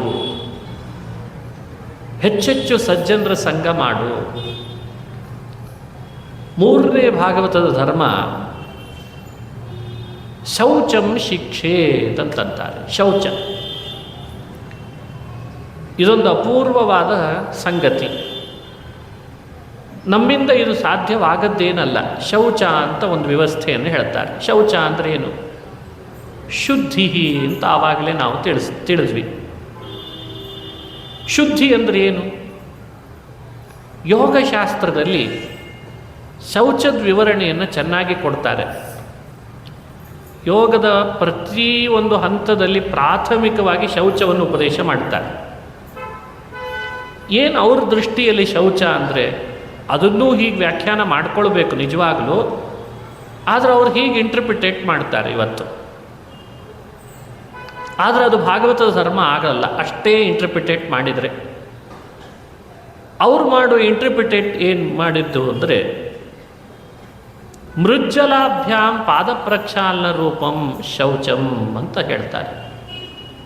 ಮಣ್ಣು ನೀರಿನಿಂದ ಪಾದ, ಕೈ, ಕಾಲು, ದೇಹವನ್ನು ತೊಳೆದುಕೊಂಡು ಬಿಟ್ಟರೆ ಶೌಚ ಅಂತ ಅವರು ಇಂಟರ್ಪ್ರಿಟೇಟ್ ಮಾಡಿದ್ದಾರೆ. ಇದು ಬೇರೆ ಬೇರೆ ಯೋಗಶಾಸ್ತ್ರ ಗ್ರಂಥಗಳನ್ನು ನೀವು ತೆಗೆದು ನೋಡಿದರೆ ಶೌಚದ ಇಂಟರ್ಪ್ರಿಟೇಷನ್ ಇಷ್ಟಿದೆ ಅವರಲ್ಲಿ ನಾವು ನೋಡ್ತೇವೆ. ಭಾಗವತ ಧರ್ಮಗಳನ್ನು ಹೇಳುವಾಗ ಶ್ರೀಕೃಷ್ಣ ಉದ್ಧವನಿಗೆ ಉಪದೇಶ ಮಾಡಿದ ಶೌಚ ಇದಕ್ಕಿಂತ ಮೇಲ್ಮಟ್ಟದ್ದು. ಅದನ್ನು ನಾವು ಅರ್ಥೈಸಿಕೊಳ್ಬೇಕು. ಕೇವಲ ನಮಗೆ ಮಣ್ಣು ನೀರಿನಿಂದ ಪ್ರಕ್ಷಾಲನೆ ಮಾಡಿಕೊಳ್ಳೋ ಶೌಚವನ್ನು ಇಲ್ಲಿ ಅಳವಡಿಸ್ಕೊಳ್ರಿ ಅಂತ ಹೇಳಲಿಕ್ಕೆ ಹೊರಟದ್ದಲ್ಲ. ಅದನ್ನು ನಾವು ಬೇಡ ಅಂದರೂ ಮಾಡ್ತೇವೆ. ನಮ್ಮ ದೇಹ ಶುದ್ಧವಾಗಿರಬೇಕು, ನಾವು ಕಾಲು ತೊಳಿಬೇಕು, ಅಷ್ಟಂತೂ ನಾವು ಇದ್ದೇವೆ ಸದ್ಯಕ್ಕೆ. ಪರದೇಶದಂತೆ ಇನ್ನೂ ಪೇಪರ್ ತಗೊಂಡು ಒರೆಸ್ಕೊಳ್ಳೋ ಪದ್ಧತಿ ಬಂದಿಲ್ಲಲ್ಲ. ಅಲ್ಲ, ಮುಂದೆ ಬರಲಿಕ್ಕಿದೆ. ನೀರು ಮಾರಾಟ ಆಗ್ತಾ ಇದೆ. ಆದ್ದರಿಂದ ದೊಡ್ಡ ದೊಡ್ಡ ಸಿಟಿಗಳಲ್ಲಿ ರೀಸೈಕಲ್ ನೀರು ಶುರು ಆಗಿದೆ. ಅಪಾರ್ಟ್ಮೆಂಟ್ಗಳಲ್ಲಿ ಬಹಳ ಘೋರ ಕಾಲ ಬರ್ತಾ ಇದೆ. ಭಾರತದಲ್ಲಿಯೂ ಬರ್ತಾ ಇದೆ. ಇದ್ದಾಗ ಸಾಧನೆ ಮಾಡುವ ಅವಕಾಶ ಇದೆ ಅಲ್ಲ. ಅಂತೂ ಶೌಚ ಶಬ್ದದ ವಿವರಣೆ ಕೊಟ್ಟದ್ದು ಅಷ್ಟಕ್ಕೆ ಸೀಮಿತ ಮಾಡಬಾರ್ದು. ಅಷ್ಟೇ ಅಭಿಪ್ರಾಯ ಅಲ್ಲ. ಯಮ ನಿಯಮಗಳಲ್ಲಿ ಇದನ್ನೂ ಕೂಡ ನಿಯಮದೊಳಗೆ ಅಂತರ್ಭಾವ ಮಾಡ್ತಾರೆ. ಹಿಂದೆ ನಾನು ಯಮ ಮತ್ತು ನಿಯಮಗಳ 12ರ ಪರಿಚಯ ಮಾಡಿಸಿದ್ದೇನೆ. ಇದನ್ನು ನಿಯಮಾಂತರ್ಗತವಾಗಿ ಗ್ರಹಣ ಮಾಡಿದ್ದು ಇದೆ, ಯಮಾಂತರ್ಗತವಾಗಿಯೂ ಗ್ರಹಣ ಮಾಡಿದ್ದು ಕೆಲವು ಕಡೆ ಇದೆ. ಯಮದಲ್ಲಿಯೂ ಶೌಚ ಸೇರಿಸಿದ್ದಿದೆ, ನಿಯಮದಲ್ಲಿಯೂ ಶೌಚ ಸೇರಿಸಿದ್ದಿದೆ. ಆಶ್ಚರ್ಯ ಆಗ್ತದೆ, ಎರಡೆರಡು ಕಡೆ ಇದನ್ನು ಯಾಕೆ ಸೇರಿಸಿದ್ದಾರೆ ಹಿರಿಯರು ಅಂತ. ಯಾಕೆ ಅಂದರೆ ಅಷ್ಟು ಅವಶ್ಯಕತೆ ಇದೆ ಇದನ್ನು ಆಚರಣೆ ಮಾಡೋದು ಅಂತ ತಿಳಿಸ್ಲಿಕ್ಕೆ ಎರಡು ಕಡೆಯಲ್ಲಿ ಸೇರಿಸಿದ್ದಾರೆ ಅಂತ ಹಿರಿಯರು ಹೇಳ್ತಾರೆ. ಸರಿ, ಇದಕ್ಕೊಂದು ಫಲ ಭಗವಂತನ ವಿಶೇಷ ಅನುಗ್ರಹ ಸಿಕ್ಕೇ ಸಿಗ್ತದೆ. ಹಾಗಾಗಿ ಇದನ್ನು ಚೆನ್ನಾಗಿ ಅನುಷ್ಠಾನ ಮಾಡಬೇಕು. ಯಾವ ತರಹ ಮಾಡಬೇಕು, ಯಾವುದಿದು ಅಂದರೆ ನಿಷ್ಕಾಮತ್ವೇನ ಇವಹಿ ಪರಮಶುದ್ಧಿ ಅಂತ ಹಿರಿಯರು ಹೇಳ್ತಾರೆ. ಶೌಚ ಅಂದರೆ ಬೇರೆ ಏನಲ್ಲಪ್ಪ, ಯಾವ ಕಾರಣಕ್ಕೂ ನೀನು ಫಲದ ಆಸೆಯನ್ನು ಮಾಡದೆ ಮನಸ್ಸನ್ನು ಇಟ್ಕೊಳ್ತೀಯಲ್ಲ, ಅದೇ ಶೌಚ ಅಂತ ಬರೆದುಬಿಟ್ರು ಹಿರಿಯರು. ನಿಷ್ಕಾಮ, ಎಂಥ ಅದ್ಭುತ ನೋಡ್ರಿ ಈ ವಿವರಣೆ. ಅದಕ್ಕೆ ಭಾಗವತದಲ್ಲಿ ಶೌಚದ ವಿವರಣೆ ಕೊಡ್ತಾ ಶ್ರೀಕೃಷ್ಣ ಪರಮಾತ್ಮ ಕರ್ಮಸ್ವ ಅಸಂಗಮ ಶೌಚಂ ಅಂತ ಹೇಳಿದ್ದಾನೆ. ಕರ್ಮಸು ಅಸಂಗಮ, ಕರ್ಮಸು ಅಸಂಗಮ ಅಂದರೆ ಕರ್ಮ ಮಾಡಲೇಬೇಕು, ಮಾಡಿಯೂ ಫಲದ ಸಂಗ ಇಲ್ಲದೇ ಇದ್ದಾಗ ಮಾಡ್ತೀಯಲ್ಲ, ಅದನ್ನೇ ಶೌಚ ಅಂತ ತಿಳಿ ಅಂತ. ಈ ಥರದ ಶೌಚದ ಇಂಟರ್ಪ್ರಿಟೇಷನ್ ಮಾಡಿಕೊಂಡು ಇದು ನಮ್ಮಲ್ಲಿ ಅಳವಡಿಸ್ಕೊಂಡು ನಾವು ಕರ್ತವ್ಯ ಕರ್ಮನಿರತರಾದರೆ ಯಾವಾಗಲೂ ಮಡಿಯಾಗಿದ್ದೇವೆ ಅಂತ ಅರ್ಥ ಅಂತ. ಬಾಯಲ್ಲಿ ಭಾಗವತ ಪ್ರವಚನ ಮಾಡ್ತೇನೆ, ದೇವರು ಪ್ರೀತನಾಗಬೇಕು ಅಂತ ಹೇಳ್ತಾ ಇರೋದು, ಒಳಗಡೆಯಲ್ಲಿ ಹಣ ಎಷ್ಟು ಸಂಪಾದನೆ ಆಗ್ತದೋ ಏನೋ ಅಂತ ಆಲೋಚನೆ ಮಾಡ್ತಾ ಇರೋದು. ಇದನ್ನು ಹಿರಿಯರು ಬರೀತಾರೆ ಹೇಗೆ, ವಾಚಾ ಭಕ್ತಿ ಭಾಗವತ ಧರ್ಮಾನ್ ಮನಸಾ ಚಿಂತಯತಿ ದ್ರವ್ಯಂ. ಇದು ಶೌಚ ಅಲ್ಲ, ಕಿತವ ಕಾಪಟ್ಯ ಅಂತಂತಾರೆ. ಬಾಯಲ್ಲಿ ಹೇಳ್ತಾನೆ, ನೂರಾರು ಜನರಿಗೆ ಅನ್ನದಾನ ಮಾಡ್ತೇನೆ ಅಂತ ಹೇಳ್ತಾನೆ, ಒಳಗಡೆಯಲ್ಲಿ ಎಷ್ಟು ಖರ್ಚಾಗಿಬಿಡ್ತದೋ ಅಂತ ಯೋಚನೆ ಮಾಡಿಕೊಂಡು ಸಾಯ್ತಿರ್ತಾನೆ. ಇದು ಭಾಗವತ ಧರ್ಮ ಅಲ್ಲ. ನೋಡಿ, ನಮ್ಮ ಬಗ್ಗೆ ನಾವೇ ಆಲೋಚನೆ ಮಾಡಿಕೊಳ್ಳೋಣ. ಬಾಯಲ್ಲಿ ಹೇಳೋದು ಬೇರೆ, ಮನಸ್ಸಿನಲ್ಲಿರೋ ಆಲೋಚನೆ ಬೇರೆ ಆಯಿತು ಅಂದರೆ ಅಲ್ಲಿ ಶೌಚ ಇಲ್ಲ. ಫಲದ ಆಸೆ ಇದೆ ಅಂದರೆ ಅದು ಶೌಚ ಅಲ್ಲ. ನಮ್ಮ 24 ಗಂಟೆಗಳಲ್ಲಿ 12 ಗಂಟೆ ನಾವು ಎಚ್ಚರ ಇದ್ದೇವೆ ಅಂದರೆ ಎಷ್ಟು ಗಂಟೆ ಫಲದ ಆಸೆ ಇಲ್ಲದೆ ಕರ್ಮ ಮಾಡಿದ್ದೀವಿ ದೇವರ ಪ್ರೀತಿಗಾಗಿ ಅಂತ ಆಲೋಚನೆ ಮಾಡಬೇಕಲ್ಲ. ಎಷ್ಟು ಗಂಟೆ ಫಲದ ಆಸೆಯಿಂದಲೇ ಕರ್ಮ ಮಾಡಿದ್ದೇವೆ, ಅದೆಲ್ಲ ಮೈಲಿಗೆ, ಅದೆಲ್ಲ ಅಶೌಚ. ಯಾರೋ ಸತ್ರು, ಅಯ್ಯೋ ನಮಗೆ ಅಶೌಚ ಬಂದಿದೆ ಅಂತಾರೆ. ಯಾರೋ ಹುಟ್ಟಿದ್ರು, ಅಯ್ಯೋ ಜಾತಾ ಶೌಚ ಬಂತು. ಜನನಾ ಶೌಚ, ಮೃತಾ ಶೌಚ, ಭಾರೀ ಎಲ್ಲ ಕಡೆಯಲ್ಲಿ ಅದರದ್ದು ಸಂಭ್ರಮವೋ ಸಂಭ್ರಮ. ಈಗೆಲ್ಲ ಫೋನ್ ಮಾಡಿ ಹೇಳ್ತಾರೆ, ವಾಟ್ಸ್ಯಾಪಲ್ಲಿ ಹೇಳ್ತಾರೆ. ಎಲ್ಲ ಸರಿಯಪ್ಪ, ಈ ಶೌಚ ಅಶೌಚದ ವಿವರಣೆ ಯಾವಾಗ ಕೊಡ್ತೀಯ ಹೇಳು? ಈ ಸತ್ಸಂಗದ ಮಹತ್ವ ಯಾವಾಗ ತಿಳಿತೀಯಪ್ಪ? ಈ ಸಂಘವರ್ಜನ ಅನ್ನೋ ಭಾಗವತ ಧರ್ಮವನ್ನು ಯಾವಾಗ ನೀನು ಕಲಿತೀಯಪ್ಪ? ಹೀಗೆ ಶೌಚದ ಬಗ್ಗೆ ಸರಿಯಾದ ವಿವೇಕವನ್ನು ಮಾಡಿಕೊಂಡು ಮನುಷ್ಯ ಅದನ್ನು ಚಿಂತನೆ ಮಾಡಬೇಕು. ಮನುಷ್ಯನಿಗಿವತ್ತು ಹೆಚ್ಚು ಕಾಡ್ತಾ ಇರೋದು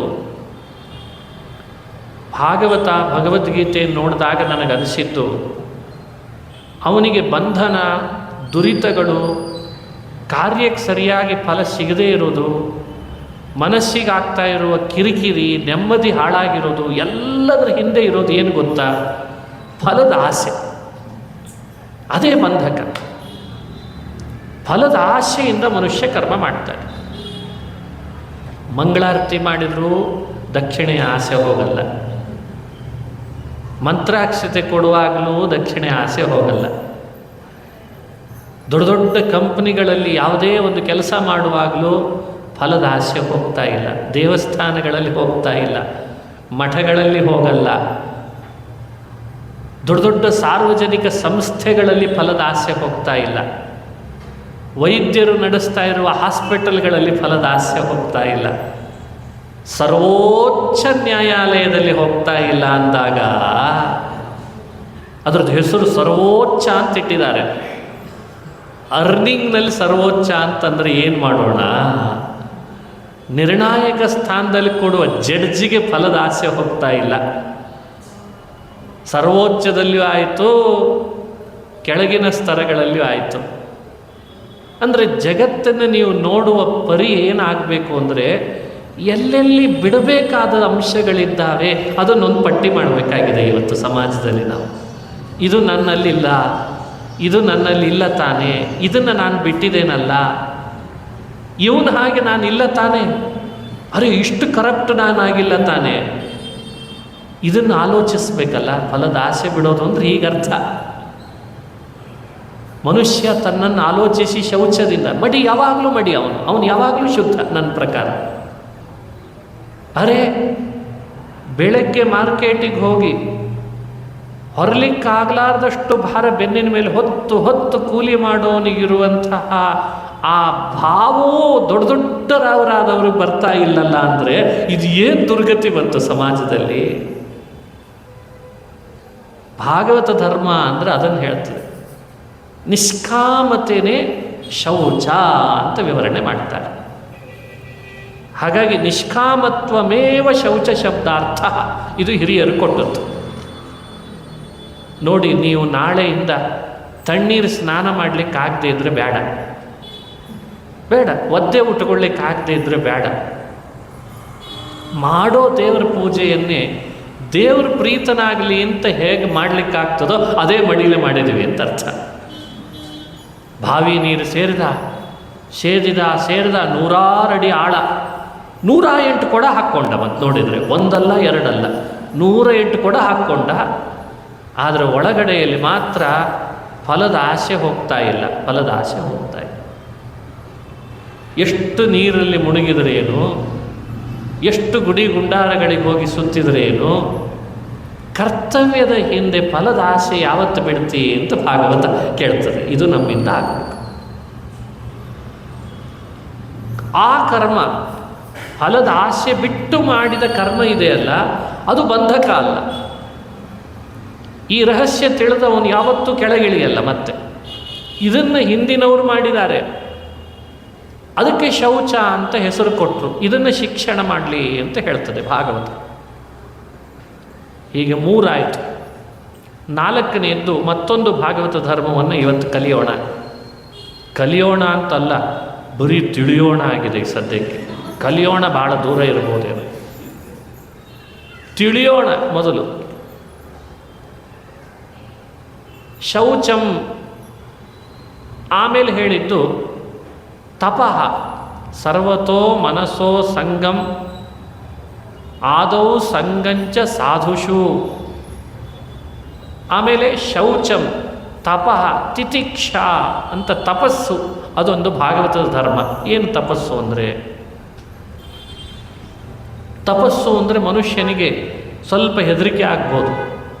ಏನು ಭಾಗವತದ ಧರ್ಮ ತಪಸ್ಸು ಅಂತ ಹೇಳಿಬಿಟ್ಟಿದೆ, ನಾಳೆಯಲ್ಲಿ ನಮ್ಮನ್ನು ಕಾಡಿಗೆ ಕಳಿಸಿ ಒಂಟಿ ಕಾಲ ಮೇಲೆ ನಿಂತ್ಕೊಂಡು ಮೈಯೆಲ್ಲ ಹುತ್ತ ಬೆಳೆಯೋ ಹಾಗೆ ಮಾಡಿ ಗೆದ್ದಲೆಲ್ಲ ನಮ್ಮ ದೇಹ ತಿಂದು ಹೋಗಿಬಿಡ್ತದೋ ಏನೋ, ಅಂಥ ತಪಸ್ಸನ್ನು ಭಾಗವತ ಹೇಳಲಿಕ್ಕೆ ಹೊರಟಿದೆಯಾ?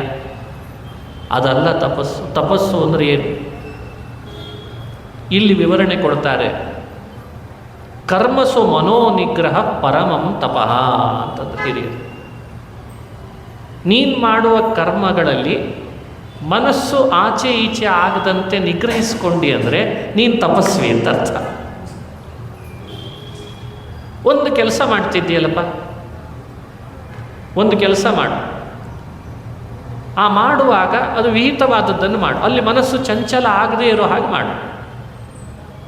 ಇನ್ನೊಂದು ಹೇಳ್ತಾರೆ, ನಿಷಿದ್ಧವಾದದ್ರ ಕಡೆಯಲ್ಲಿ ಮನಸ್ಸು ಹೋಗದೇ ಇರೋ ಹಾಗೆ ತಡಿತೀಯಲ್ಲ, ಅದೇ ತಪಸ್ಸಂತ. ನೋಡಿ, ನಾವೆಲ್ಲ ದೊಡ್ಡ ದೊಡ್ಡ ತಪಸ್ವಿಗಳು ಏನು ಸಾಮಾನ್ಯ ಅಂದ್ಕೊಳ್ಬೇಡ್ರಿ. ಈಗ ತಿನ್ನಬಾರ್ದು ತಿನ್ಲಿಕ್ಕೆ ಹೋಗ್ತಿಲ್ಲಲ್ಲ ಮನಸ್ಸು, ನೋಡಬಾರ್ದದ್ದು ನೋಡಲಿಕ್ಕೆ ಇನ್ನೂ ಮನಸ್ಸು ಹಾತುರಿತಿಲ್ಲಲ್ಲ, ಮುಟ್ಟಬಾರ್ದದ್ದನ್ನು ಮುಟ್ಟಲಿಕ್ಕೆ ಮನಸ್ಸು ಹಾತುರಿತಿಲ್ಲಲ್ಲ, ಹಾಗಾದರೆ ತಪಸ್ಸಿದೆ ಅಂತ ಅರ್ಥ ಅಂತ. ಇದನ್ನು ಹೇಳ್ತದೆ ಭಾಗವತ. ಇದಕ್ಕೆ ಬೇರೆ ಬೇರೆ ಅರ್ಥ ಕಲ್ಪಿಸೋ ಕಾರಣವೂ ಇಲ್ಲ, ನೇರವಾಗಿ ಹೇಳಿಬಿಟ್ಟಿದ್ದಾನೆ ಕೃಷ್ಣ. ಕಾಮತ್ಯಾಗ ಪರಂ ತಪಃ, ಇದು ಕೃಷ್ಣನ ಬಾಯಲ್ಲಿ ಉದ್ಧವನಿಗೆ ಹೇಳುವಾಗ ಬಂದ ತಪಸ್ಸಿನ ವಿವರಣೆ.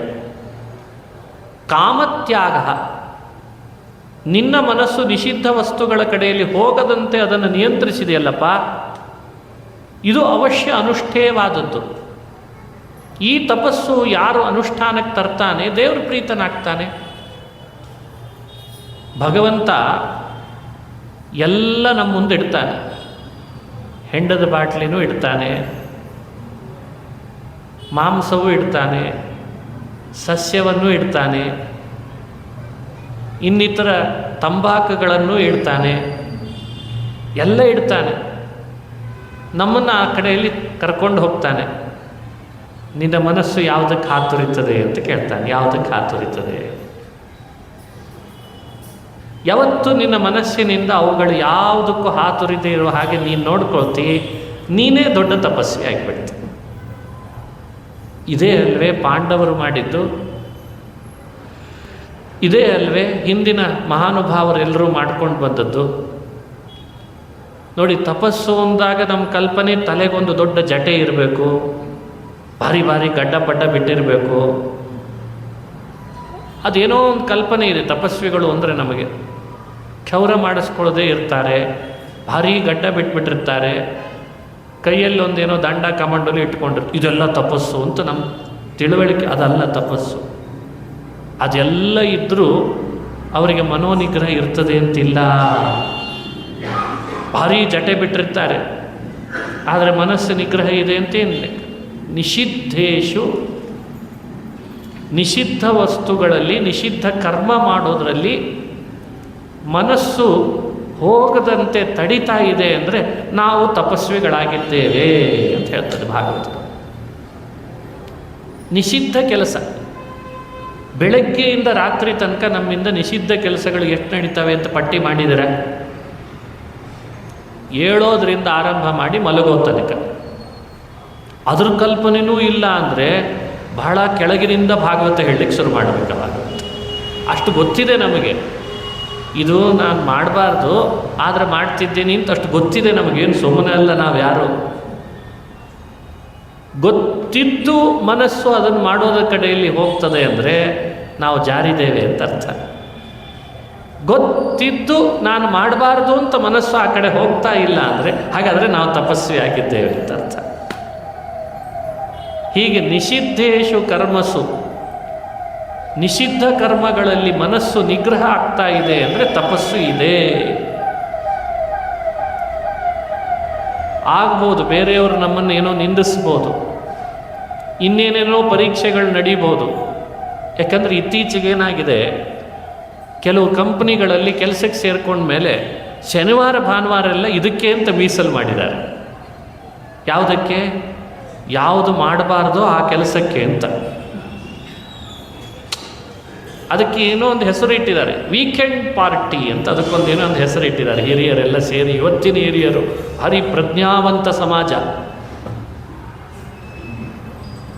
ಆ ಥರದ ಹೆಸರಿಟ್ಟು ಮತ್ತದಕ್ಕೊಂದು ಸಮಜಾಯಿಷಿ.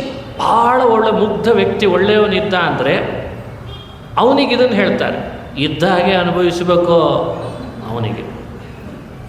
ಅವನಂತಾನೆ, ನಾನು ಬರಲ್ವೋ ಮಾರಾಯ, ನನಗದು ಇಷ್ಟ ಆಗಲ್ಲ ಅಂತ. ಇದ್ದಾಗಲೇ ಅನುಭವಿಸ್ಬೇಕು, ನೋಡ್ದಿಲ್ಲ ಮೊನ್ನೆ ಫ್ಲೈಟ್ ಏನಾಯಿತು ಅಂತ. ಇದು ಬೇರೆ. ಯಾರು ಉಳಿದ್ರು? ಮೊದಲೇ ಅನುಭವಿಸಿದರೆ ಯಾವಾಗ ಬೇಕಾದರೂ ಹೋಗ್ಲಿಕ್ಕೆ ಬರ್ತದೆ. ಯಾರು ಬೇಡ ಅಂತಾನೆ ಅವನನ್ನು ಎಳಿಲಿಕ್ಕಿಂತ ಮಾತುಗಳು ಬೇರೆ. ಮತ್ತೆ ಆಮೇಲೆ ಅವನಿಗೆ ಹೇಳಿ ಇವನು ಕೆಟ್ಟದ್ದಲ್ಲದೆ ಅವನ್ನೂ ಕರ್ಕೊಂಡು ಬಂದು,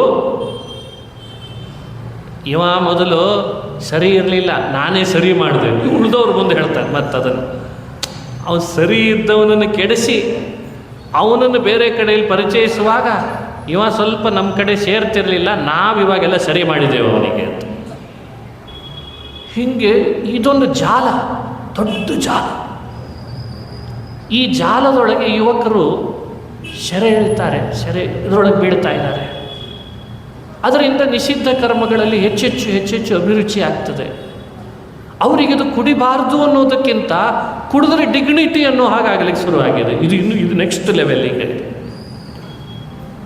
ಈ ಸ್ತರದಲ್ಲಿ ಸಮಾಜ ಹೋಗ್ತಾ ಇದೆ. ನಾವಿಲ್ಲಿ ಪುರಾಣ ಹೇಳ್ತಾ ಇದ್ದೇವೆ. ಒಂದಕ್ಕೊಂದಕ್ಕೆ ಜನ್ರೇಷನ್ ಗ್ಯಾಪು ಯಾರಿಗೆ ಹೋಗ್ತಿದೆ ಏನಿಲ್ಲ. ಅಂದರೆ ಯಾರಿಗೆ ಕಿವಿ ಕೇಳಿಸಲ್ಲ, ಕಣ್ಣು ಕಾಣಲ್ಲ, ಇನ್ನೇನು ಬದುಕಿನೊಳಗೆ ಏನೇನೇನೇನು ಉಳಿದಿಲ್ಲ, ಅವರಿಗೆಲ್ಲ ಭಾಗವತ ಪುರಾಣ. ಅವ್ರಿಗೆ ಹೆಂಗಿದ್ರೂ ಕೇಳಿಸಲ್ಲ, ಅವ್ರು ಹೆಂಗಿದ್ರೂ ಅದನ್ನು ಆಚರಿಸಲಿಕ್ಕೆ ದೇಹದೊಳಗೆ ಶಕ್ತಿ ಇಲ್ಲ. ಇದು ಇವತ್ತಿನ ಸಮಾಜದ ದುಸ್ಥಿತಿ. ಇದಕ್ಕೆ ಪಾಲಕರನ್ನ ಪೋಷಕರನ್ನ ಬೈಬೇಕು ಅಂತನೋ, ಅಥವಾ ಹುಡುಗರಿಗೆ ಕೊಡ್ತಿರೋ ಶಿಕ್ಷಣ ಸರಿಯಾಗ್ತಿಲ್ಲ ಅಂತನೋ, ಸಂಸ್ಕಾರದಲ್ಲಿ ಲೋಪ ಆಯಿತು ಅಂತನೋ, ಏನಾಗ್ತಿದೆ ಅಂತ ಯಾರಿಗೂ ಕೂಡ ಅದನ್ನು ನಿಯಂತ್ರಿಸ್ಲಿಕ್ಕಾಗ್ತಿಲ್ಲ. ನೋಡಿ, ಹಿರಿಯರೆಲ್ಲ ಹೇಳಿಟ್ಟಿದ್ದು ಇದನ್ನು ಮಾಡಬೇಕಾದದ್ದನ್ನು ಎಷ್ಟು ಮಾಡ್ತೀಯೋ ಆಮೇಲೆ ನೋಡ್ಕೊಳ್ಳೋಣ, ಮಾಡಬಾರ್ದದ್ದನ್ನು ಬಿಡೋದು ಮೊದಲು ಅಭ್ಯಾಸ ಮಾಡು ಸ್ವಲ್ಪ ಅಂತ ಹೇಳ್ತಿದ್ದಾರೆ. ಅದಕ್ಕೆ ನಿಷಿದ್ಧ ಕರ್ಮಸು ಮನೋನಿಗ್ರಹ, ದೊಡ್ಡ ತಪಸ್ಸು. ದೇವರ ಪ್ರೀತನಾಗ್ತಾನಪ್ಪ ಜೀವನದೊಳಗೆ. ಇದನ್ನು ಹೇಳ್ಕೊಡ್ಬೇಕಲ್ಲ ನಮ್ಮ ಮಕ್ಕಳಿಗೆ, ನಮ್ಮ ಸಮಾಜಕ್ಕೆ. ಬಿಡೋದೊಂದು ಪಟ್ಟಿ ಮಾಡಿ ಮನಸ್ಸು ಆ ಕಡೆಯಲ್ಲಿ ಹೋಗದೆ ಇರೋದು ನೋಡ್ಕೋ, ಜೀವನದೊಳಗೆ ದೊಡ್ಡ ತಪಸ್ಸಾಗ್ತದೆ. ಇದು 4. 5ನೇದ್ದೊಂದು ನೋಡಿಬಿಡೋಣ. ತಿತಿಕ್ಷಾ ಅಂತ 5ನೇದ್ದು. ತಿತಿಕ್ಷಾ ಅನ್ನೋ ಭಾಗವತ ಧರ್ಮದಲ್ಲಿ ರಥರಾಗಬೇಕು ನಾವೆಲ್ಲ. ಏನು ತಿತಿಕ್ಷೆ ಅಂದರೆ ದುಃಖ ಸಂಮರ್ಶನಂ ತಿತಿಕ್ಷಾ. ಕಲ್ಲಿಗಾಗಲ್ಲ ದುಃಖ. ಯಾವತ್ತಾದರೂ ಕಲ್ಲು ಅಳ್ತಾ ಕೂತದ್ದು ನೋಡಿದಿರ? ಇಲ್ಲ. ಚೇತನನಿಗೇ ಇರೋದು ದುಃಖ, ನಮಗೇ ಇರೋದು ದುಃಖ. ಬಂದಂಥ ದುಃಖದ ಉದ್ವೇಗವನ್ನು ಮೇಲಿಂದ ಮೇಲೆ ಬರಲಿ, ಅದನ್ನು ಸಂವಹನ ಮಾಡಿಕೊಳ್ತೇವಲ್ಲ, ಅದಕ್ಕೂ ದೇವ್ರ ಪ್ರೀತನಾಗ್ತಾನಂತ. ಇದು ಭಾಗವತದ ಧರ್ಮ. ದುಃಖ ಆಗಲಿ ಏನು ಬೇಕು, ಆಗ್ತದೆ, ಆಗಲಿ. ಆ ದುಃಖದ ಉದ್ವೇಗವನ್ನು ಸಹಿಸ್ಕೊಳ್ಬೇಕು. ಆ ಸಹಿಸ್ಕೊಳ್ತಾನೆ ಅಂದರೆ ಸಹನ ಶಕ್ತಿ, ದುಃಖ ಸಂಮರ್ಶನ ಹೆಚ್ಚೆಚ್ಚು ಆಗ್ತದೆ. ಅದು ಬೇರೆ ಬೇರೆ ಸಂದರ್ಭದಲ್ಲಿದೆ. ಅದರದ್ದು ವಿವರಣೆ ಕೊಡಬೇಕಾಗಿಲ್ಲ. ಧ್ರುವ ಎಷ್ಟು ಅವನನ್ನು ತಾತ್ಸಾರ ಮಾಡಿದ್ಲು ಸುರುಚಿ, ಆದರೆ ಆತ ಅವಮಾನ ಮಾಡಿದ್ಲು, ಬೈದ್ಲು, ಎಲ್ಲವನ್ನು ಒಳಗಡೆಯಲ್ಲಿ ಸಂಮರ್ಶನ ಮಾಡಿಕೊಂಡು, ಆ ಉದ್ವೇಗವನ್ನೆಲ್ಲ ಸಂಮರ್ಶನ ಮಾಡಿಕೊಂಡು. ಪ್ರಹ್ಲಾದರಾಜರು 3 ಅವಸ್ಥೆಗಳಲ್ಲಿ ಆಗುವ ದುಃಖದ ವಿವರಣೆ ಮಾಡಿ ದೈತ್ಯ ಬಾಲಕರಿಗೆ ಅದನ್ನು ಸಂಮರ್ಶನ ಮಾಡಿಕೊಳ್ಳ್ರಿ, ಅದು ನಿಮ್ಮ ಜೀವನದೊಳಗೆ ಭಾಗವತ ಧರ್ಮ ಆಗ್ತದೆ ಅಂತ ಹೇಳ್ಕೊಟ್ರು. ಬಾಲ್ಯದೊಳಗಿದ್ದಾಗ ಒಂದಿಷ್ಟು ದುಃಖ ಆಗ್ತದೆ. ಯೌವನಕ್ಕೆ ಬಂದಾಗ ಮೈಥುನಾದಿಗಳ ವಿಷಯದಲ್ಲಿ ಮನುಷ್ಯ ದುಃಖ ಪಡ್ತಾನೆ. ವೃದ್ಧಾಪ್ಯಕ್ಕೆ ಬರ್ತಿರ್ಲಿಕ್ಕೆ ಒಂದಿಷ್ಟು ಬೇರೆ ಬೇರೆ ಹೊಸ ಹೊಸ ಕೌಟುಂಬಿಕ ಇನ್ನೇನೇನೋ ಸಮಸ್ಯೆಗಳಿಂದ ದುಃಖ ಪಡ್ತಾನೆ, ರೋಗನೋ ರುಜಿನೋ ಅಂತ. ಅದನ್ನು ಸಂಮರ್ಶನ ಮಾಡಿಕೊಂಡ ಅಂದರೆ ಅದೇ ಭಾಗವತ ಧರ್ಮ ಆಗಿಬಿಡ್ತದೆ. ಅದರ ಉದ್ವೇಗ ಸಂಮರ್ಶನ ಆಗಬೇಕು. ಅದಕ್ಕೆ ವಿವರಣೆ ಮಾಡ್ತಾರೆ. ತಿತಿಕ್ಷಾ ದುಃಖ ಸಂಮರ್ಶ, ಸಹನಂ ತಿತಿಕ್ಷಾ, ಸಹನ ಆಗಬೇಕು. ಎಷ್ಟು ಸಹನಶೀಲನಾಗ್ತಾನೆ, ದುಃಖ ಸುಖ ಜಯ ಅಪಜಯ ಲಾಭಾಲಾಭಗಳ ಅದರ ಉದ್ವೇಗವನ್ನು ಅಷ್ಟು ಎತ್ತರಕ್ಕೆ ಬರ್ತಾನೆ. ಇತ್ತೀಚಿನ ದಿನಗಳಲ್ಲಿ ನೀವು ಲೋಕದೊಳಗೆ ದುಃಖ ತಡ್ಕೊಳ್ಳೋ ಶಕ್ತಿ ಇಲ್ಲ. ನೋಡಿದರೆ ಭಾರಿ ಎಜುಕೇಟೆಡ್, ಮತ್ತೆಲ್ಲರೂ ಎಂಥೆಂಥ ಪದವಿಗಳನ್ನು ಗಳಿಸಿದ್ದಾನೆ, ವಿದೇಶಕ್ಕೆ ಹೋಗಿ ಓದಿ ಬಂದಿದ್ದಾನೆ, ಸ್ವದೇಶದಲ್ಲಿ ಓದಿದ್ದಾನೆ. ಆದರೆ ಒಂದು ಸಣ್ಣ ಇನ್ಸಿಡೆನ್ಸ್ ನಡೆದ ಕೂಡಲೇ ಆತ್ಮಹತ್ಯೆಗೆ ಹೋದನೆ. ಸಣ್ಣ ಇನ್ಸಿಡೆನ್ಸ್, ಆ ಸಮಯ ಆ ಸೀಕ್ವೆನ್ಸನ್ನು ಒಂದು ಸಹಿಸ್ಕೊಂಡ ಅಂದರೆ ಅವನು ಎಷ್ಟು ಎತ್ತರಕ್ಕೆ ಬರ್ತಿರ್ತಾನೆ. ಅದು ಸಹನ ಅಂತ ಕರೀತಾರೆ. ಮಾವಿನ ಬೆಳೆ ಬೆಳೆಯೋರು ಪ್ರಾರಂಭದಲ್ಲಿ ಬರುವಂತಹ ಹೂವುಗಳಿಂದ ಏನು ಬೆಳೆ ಬರ್ತದೆ ಅದನ್ನು ಉಪಯೋಗಿಸಲ್ಲ, ಸ್ವಲ್ಪ ಸಹಿಸ್ತಾರೆ, ಅದು ಇರಲಿ ಬಿಡು ಅಂತ. ಎರಡನೇ ಬೆಳೆ ಬೆಳೀತದಲ್ಲ ಅದನ್ನು ಉಪಯೋಗಿಸ್ಲಿಕ್ಕೆ ಶುರು ಮಾಡ್ತಾರೆ. ಹಾಗೆ ನಮ್ಮ ಜೀವನದೊಳಗೆ ಪ್ರಾರಂಭದಲ್ಲಿ ಆಗುವಂಥ ಕೆಲವು ಏನು ಬೆಳೆಗಳಿದ್ದಾವೆ, ಅದು ದುಃಖನೇ ಇರ್ಬೋದು, ಸುಖನೇ ಇರ್ಬೋದು. ಅದರಲ್ಲಿ ದುಃಖ ವಿಶೇಷ ಇರ್ತದೆ, ನಮ್ಮ ಎಫರ್ಟಿಗೆ ದುಃಖ ಆಗೇ ಆಗ್ತದೆ. ಅದನ್ನೊಂದು ಸಹಿಸ್ಕೊಂಡ್ವಿ ಅಂತಾದರೆ ಅದು ತಿತಿಕ್ಷಾ ಅನ್ನೋ ಭಾಗವತ ಧರ್ಮ ಆಗ್ತದೆ, ದೇವರದರಿಂದ ಪ್ರೀತನಾಗ್ತಾನೆ ಅಂತ ವಿವರಣೆ ಮಾಡ್ತಾರೆ. ಮೌನಂ, ಇದು ಒಂದು ಭಾಗವತದ ಧರ್ಮ. 5ನೇದ್ದಾಯಿತು. 6ನೇದ್ದು ಮೌನ ಅಂತ ವಿವರಣೆ ಮಾಡುತ್ತಾರೆ. ಇವತ್ತು ಸಮಯ ಆಗಿದೆ, ಆದ್ದರಿಂದ ಈ 5ಕ್ಕೆ ನಿಲ್ಲಿಸಿರ್ತೇನೆ. ಇನ್ನು ಉಳಿದ ಭಾಗವತ ಧರ್ಮಗಳ ವಿವರಣೆಯನ್ನು, ಒಟ್ಟು 30 ಇದ್ದಾವೆ. ಆ 30ನ್ನು ಈ ದಿನಗಳಲ್ಲಿ ವಿವರಣೆ ಮಾಡಿ ದೇವರಲ್ಲಿ ಸಮರ್ಪಿಸೋ ಪ್ರಯತ್ನ ಮಾಡೋಣ ಅಂತ ಹೇಳ್ತಾ, ಶ್ರೀಕೃಷ್ಣಾರ್ಪಣಮಸ್ತು. ಹರಯೇ ನಮಃ, ಹರಯೇ ನಮಃ.